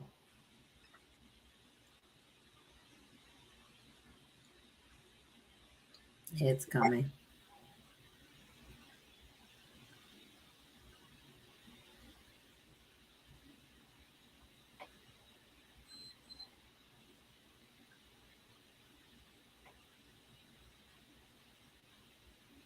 Oh, where's my volume?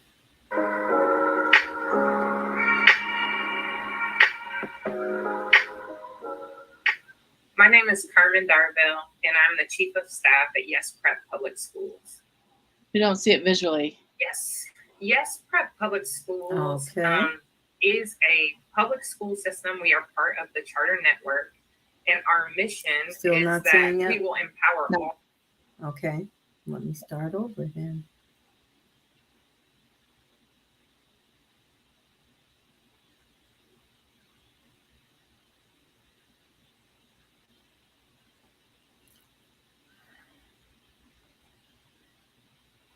I hit the share button, but it didn't work. Okay, let's start over. Share screen. Content.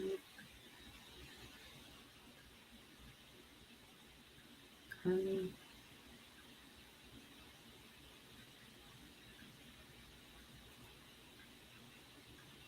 Are you seeing it?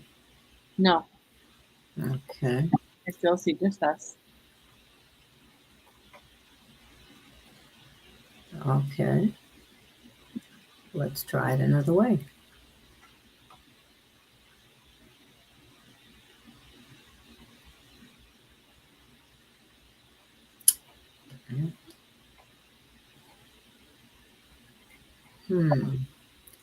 Okay. Gonna try it one more time. It's gotta show sooner or later, right? Yes. Okay, here we go.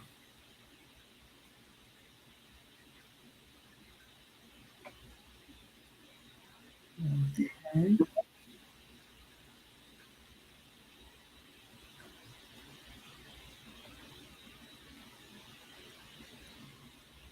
Is it there? No. Oh my goodness. This is crazy. You see it now, or is that Gertrude? We just have sound. Did you see it then? No, we just it has sound. Okay. I don't know why it's not showing. It's here, and I hit share. Okay. Let me try something else. I wish I could help you. You're much better at this than I am. Hey, we'll get it. We'll get it. We're in training, so I'm sure our public understands. Okay. Let's share screen. Home tab. Carmen. Okay. No luck? No. Oh, geez. Okay, I got another way I can go in, I think. Let me stop sharing.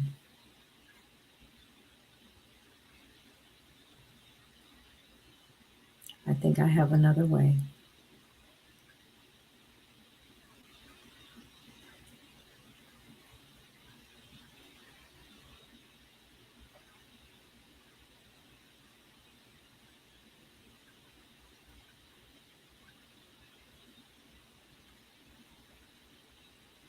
Hmm.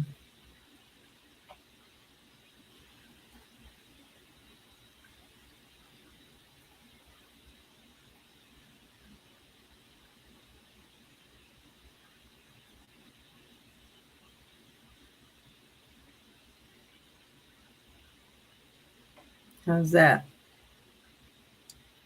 Unfortunately, no. Oh, man. And she's in the middle of. Can we go on to the next speaker and then maybe we'll try it again as soon as we get done with this next speaker?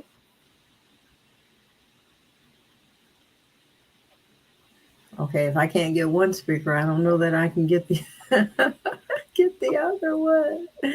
Okay, well we can try it. Let me just go Let me go back. ahead and do the Kelly O'Hara. Okay. Okay, I'll go ahead and read Kelly. Kelly O'Hara. We help leaders, coaches, and authors and speakers find speaking opportunities in their market. We get you booked on radio, podcasts, virtual summits, networking, and TEDx events. We provide leads, tools, and resources. Trabuco Canyon, California, United States. We help speakers with business leaders, entrepreneurs, authors, and thought leaders get booked. She's repeating. Okay, virtual stage, podcasts, and shows a TED Talk. We are experts in helping leaders get booked so they can grow their business and change more lives. We give speakers, experts, coaches, and authors and entrepreneurs direct contact information for all. Evergreen speaking opportunities in the markets of their choice in North America through our Speaker Trinity cities and leader directories. We've done all of this research for you, saving you time and money and resources so you can focus on what you do best: sales, product development, company growth, etc. We provide radio media tours, which allow your voice to be heard, delivering your intended message to audiences that are truly interested in your subject matter. We reach out to 9,000 plus radio shows and podcasts that are specifically focused on personal business and spiritual content and expansion. We will turn the time over to Kelly O'Hara. Okay, we're gonna try Kelly, huh? Yes, let's try Kelly. All righty. Let's see what we got.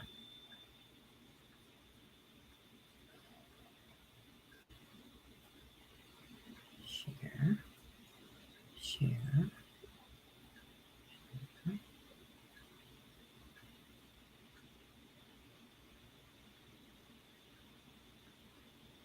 You seeing anything?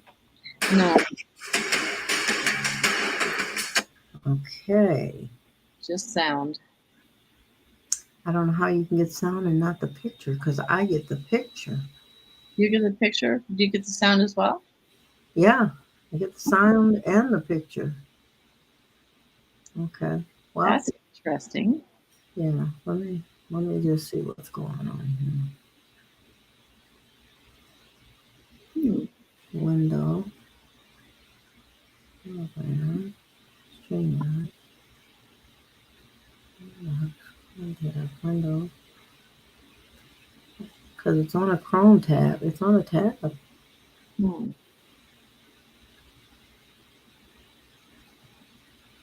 And it says share. Still nothing, huh? No, unfortunately. Oh gosh, it says share.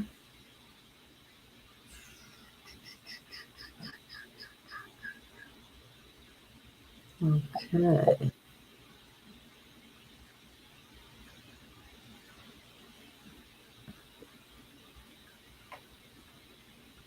Okay.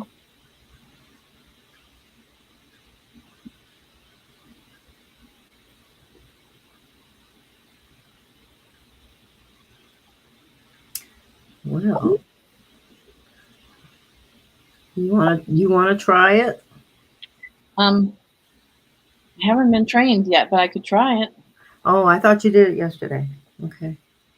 It was too late for Ruth. Let me try, because I'm always willing to give it a shot. Okay, let me see here. I have to go to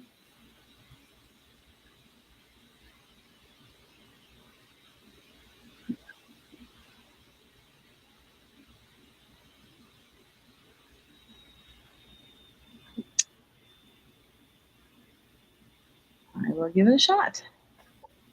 I like this all on one page. Okay, let's chart. I'll try Carmen first. Okay. Okay, and see what happens.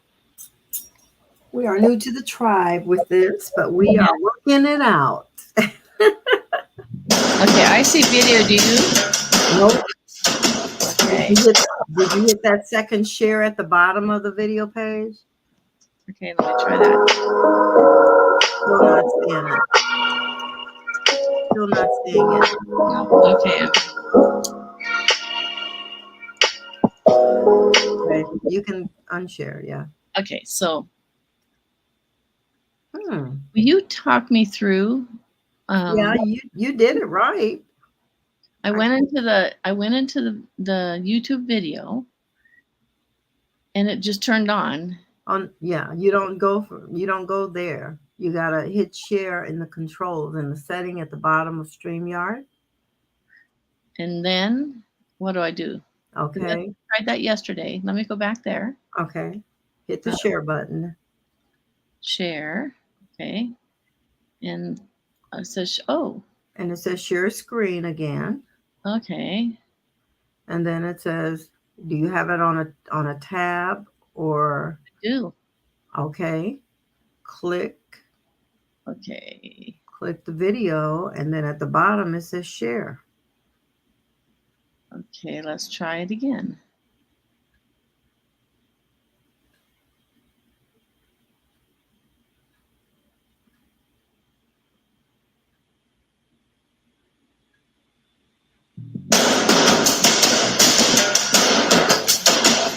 You see It's it? not working. Huh. Yeah, it's not showing. We bring it up, but it's not showing. Well, looks like we're going to have to improvise a little bit and close out the day, huh? Oh, I hate to close out. I'd love to see these people, but let me just text.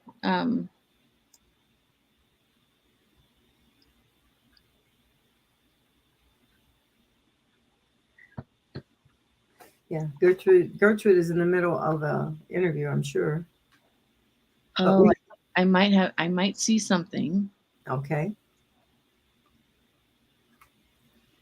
Nope, that's not it. Oh, I thought I had it. Yeah. I don't know if it's because we haven't been controlling it, but I'm sure she turned it over to us. It's 5 o'clock. Oh, that's you. Yeah.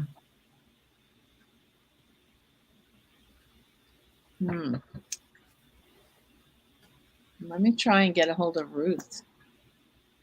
No, Ruth may be asleep at this hour of the day. Oh, yeah, I'm sure she is. Yeah. Yeah. You can try it. She may answer.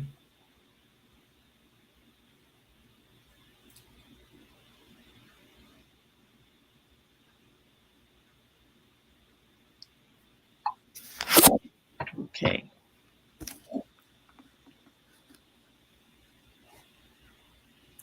I had it all ready to go. Okay. Let's see if I can go from here.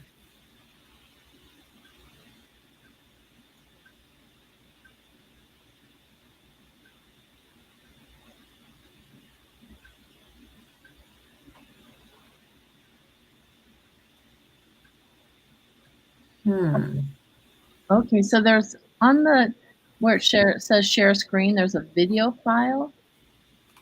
Yeah, but it's really, you have it on your tab, or do you have the video file itself up?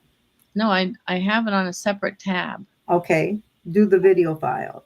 See what happens, because I tried that also. It didn't quite work.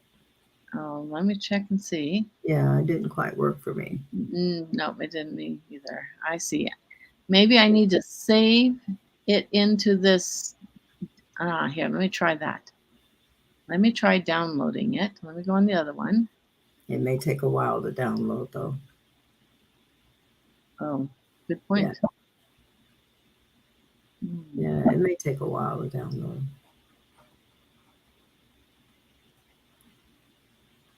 Okay, well, we're not gonna. Oh, wait a minute. It's letting me copy the link. Let me try it. I went in and copied the link. Maybe now that I've got that copied, I can go back in. It's worth a shot. Go ahead, and then. Okay.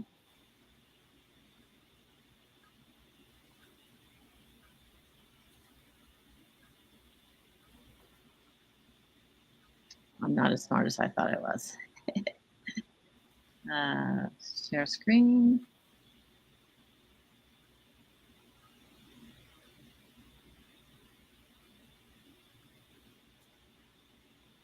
Share screen. No, I'm just getting her.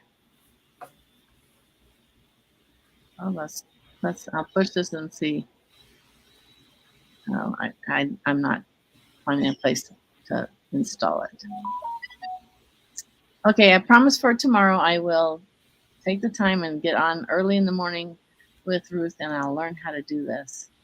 And then we'll have 2 computers. And the only thing is that it's worked for me in the past. Every time, yes. But for some reason, it's not working today. It's very interesting. Yeah, for some reason, it's not working today. I think it's okay, because I pulled it up and then I tried to go to the tab to share, but it's not working today. Okay, what do you mean pull it up? That's what I'm. Oh, I have it on a tab, on a Google tab. I went ahead underneath the name on the person. Okay, I'm going to try again. There's a link there, and it'll immediately get you to the tab. You know, I copied it and put it in a tab to. Okay, that's what I need to do is copy it. To work it. And if anyone's trying to help us, we don't have access to the live comments at this time. Wow. So if you're trying to give us direction, it's not going to work for us unless I go to Facebook on my phone. Okay. But let me, I think I might have figured it out. Okay, we're going to keep going until you tell us we have it.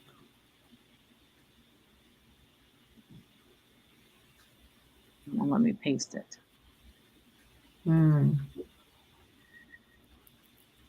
Okay.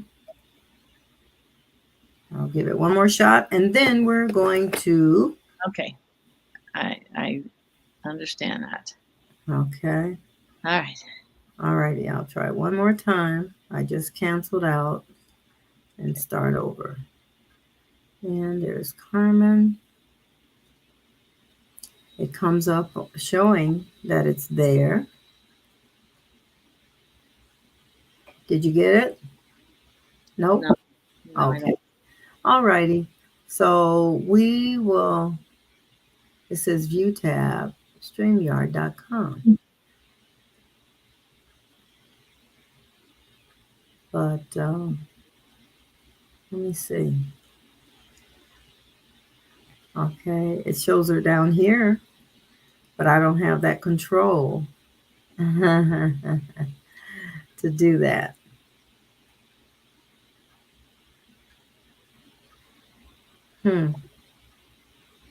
Okay. Well, we are going to have to practice in the morning. I should have time myself tomorrow. And so, is there anything else we need to discuss as a panel that you would like to discuss at this time? Well, I would really like to hear about your book.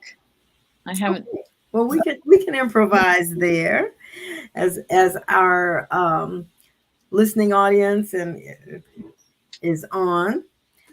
Everyone knows that Gertrude is a co-author for Sacred Promise with the Dr. Terai Trent. And that particular project is an anthology of 36 women. And we are raising funds for her charity, her foundation, which is TTI, Terai Trent Institute. She's trying to send girls to the university, as they say, university. And so, having been a friend with Dr. Trent, she is a member of my sorority. She's an honorary member, and she has been since 2012, and so 2013. So in 2012, I heard her speak, and she was a speaker at a retreat for our sorority, Delta Sigma Theta sorority. And then at 2013, at our centennial celebration, she came walking down the red carpet as a new member of our sorority. And so I stayed in touch with her. I purchased her book.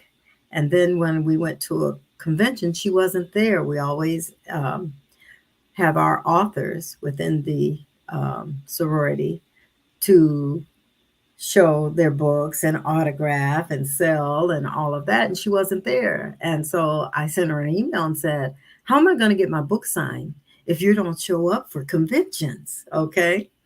So then we established a rapport.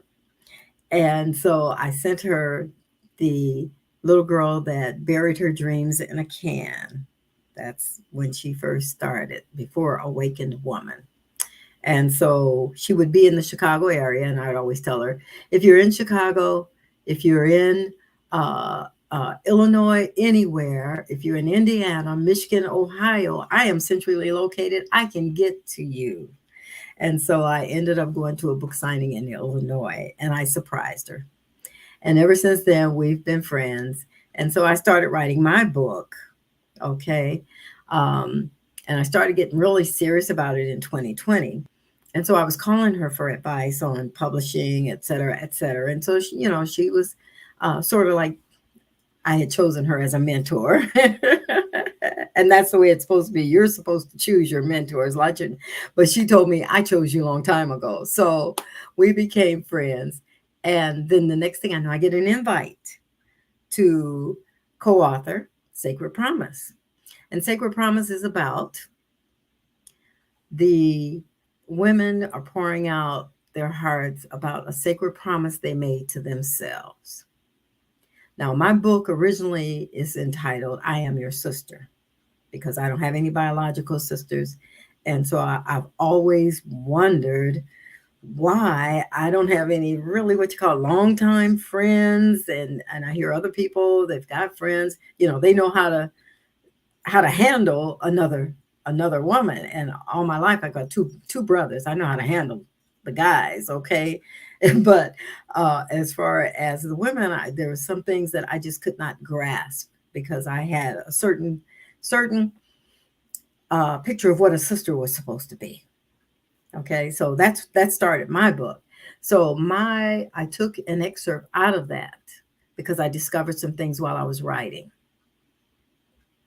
And so it caused me to reflect on my past. Why was I the way I am? How did I get there? All of that. And then it revealed some things about me that I don't want to divulge it, but it because it's in my book, but it revealed some things about me that I didn't really understand about me, but it was cleansing. And the first time that I ever started journaling was when I started journaling for this book. And it wasn't intended to be sold, but everybody I was telling about it was like, "Oh, you need to write that. You need to write that." And I'm like, you're being very transparent and open and vulnerable. In fact, when I did post that had written this excerpt in Sacred Promise, one of my sorority sisters says, "Now I understand you." Okay, because that particular chapter is entitled Becoming a Sister Friend. Okay, I had all of this criteria of what a sister was supposed to be, but I never looked on their side of what they thought sisterhood was. So I did end up reconciling with some of those that I had just said, "Okay, we're done. We're done. We're not on the same page. We're not, we're not yoked. It's just like," and then I realized that was the wrong thing to do. So in a nutshell, that's what my book, which we're being prayerful about, that it will be published by the end of the year. Okay, and Gertrude is helping me with that as a member of her tribe, and it was very cleansing to me. Okay, it was very. It explains why I did a lot of things by looking back at my past. Okay, things that I was comparing myself with. Of course, it was in my family and my grandmother, my mother, and those were the only women that I could really compare other people with. Okay. And then I started talking to my friends about how there's, I interviewed different ones about how are you, the relationship with you and your sister, and blah, blah, blah, and so forth. So hopefully everyone will buy my book. And also the book Sacred Promise, where my chapter is there. It's just a snippet, but it is at the printer at this time. And we are just waiting. We launched last week. If anybody was ever on Facebook, they saw Sacred Promise. If you were on LinkedIn, you saw Sacred Promise all over the place. So, Jerry, I will send you the link of my interview with Dr. Trent, because we all did interviews with her. So I'll send you the link for that so that you can. I In would fact, love it's getting ready to be on Facebook now anyway. So I would love that.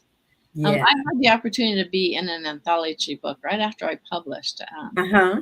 The woman that published my book, I received an award because it went international bestseller the day of launch. Okay. So, I received an award for that. When I went to the award banquet, it was like there was 18 of us there, 18 authors that had received the award. Uh-huh. And it was like we melded together as a group. I'd say sisters, but there were some guys there too. Mm-hmm. And she came up with the idea. She says, "You know what? This is such a special group. I'd really like to see us do an anthology book." So we discussed the title, we discussed subject, and we were all invited to be it. 14 of us ended up. No, maybe it was 18 ended up. I think there's a couple more that didn't do it.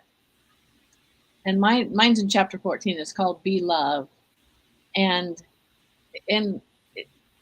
I wrote about, because they wanted us to write something about birthing into our future.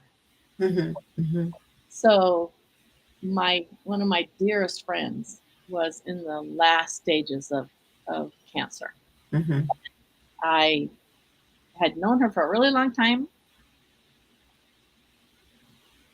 and she was such a good person, and she suffered a really long death. It took a very long time for her little body, and she literally, she just, by the time she was ready to pass, she looked like she'd been a Holocaust victim. She was so small, but her spirit was so large, and she actually taught me so much about how to deal with cancer. And she was the first one that told me that I had cancer, because she saw the tumor. And she says, I know you have cancer. You need to go to the doctor right now. And here she is, barely alive herself, and she's yelling at me to go to the doctor, which I did. But I watched this woman go through so many trials in her life. And so I wanted to write about her and about the strength that I saw in her, even down to the very last minute. And so that's what my story is about. And I really love that I got that opportunity. I've been invited a couple other times to join anthology books, but I didn't even before that, I didn't even know what an anthology book was. And so I'm very anxious to buy the one that you guys are in. Yeah, well, we have, and Comfort's in it as well. Yeah. Oh, she is. I didn't know that. That's one. Comfort is in it as well. Yeah. And I didn't say what my sacred promise was. My sacred promise has always been to guard my heart. Yeah. Don't let people get to me because of what they say. If they have done deeds against me, it's always protect myself from those kinds of things. And I go through, there's a friend that I just did not do that with, which caused me great pain. And it's funny that we're talking about spirituality today. Yeah. I started writing that book out of resentment, just an uneasiness about the relationship, and that I didn't want to deal with it, And as I was writing, my whole writing changed. And I have a person who's my writing accountability partner. She makes sure that I'm writing every week with goals and everything else. And so things started to change, and I started redeveloping the book itself. And that's how I ended up with the 3 R's: the reflection, the revelation, and the reconciliation. Because the spirit was like leading me totally not where, you can't sit there and talk about how bad people are and how, you're Miss Goody Two Shoes kind of person. I was getting beat up by the spirit. And so it caused me to, I listened. And you evolved. And it turned out. And my favorite scripture is Jeremiah. I know what I have, the plans I have for you. Yeah. Okay. And yeah, I really look forward to it. Yeah. Yeah. So for those of you that are still tuned in to us, we'd like to thank you for today. We are very sorry that we could not do our, I don't like to say sorry, but because sorry means I failed. Okay. But we are so happy that you have tuned into us. We are in training as new members of the tribe and assisting Gertrude with her story with the summit. So you will see us again tomorrow within our panel. And you have anything you want to say, Jerry? No, thank you for being here today. We're grateful for the time that you spent and for the time that you listened to the speakers we were able to share. And we will make it a point to try and bring the speakers that we missed today back on And another day. we will bring them back tomorrow because we are in day 7, I believe, tomorrow. Yes. Yes. Yes. So We it are. will be going a little longer, but their messages are very important to us and important for you. And so we will rectify that. We will do that. Okay. Oh. Thank you and good night, good morning. Bye. Whatever part of the world you're in, thank you so much for tuning in and see you tomorrow. Okay. Thank you. Bye-bye. Okay. Bye-bye. We can just leave.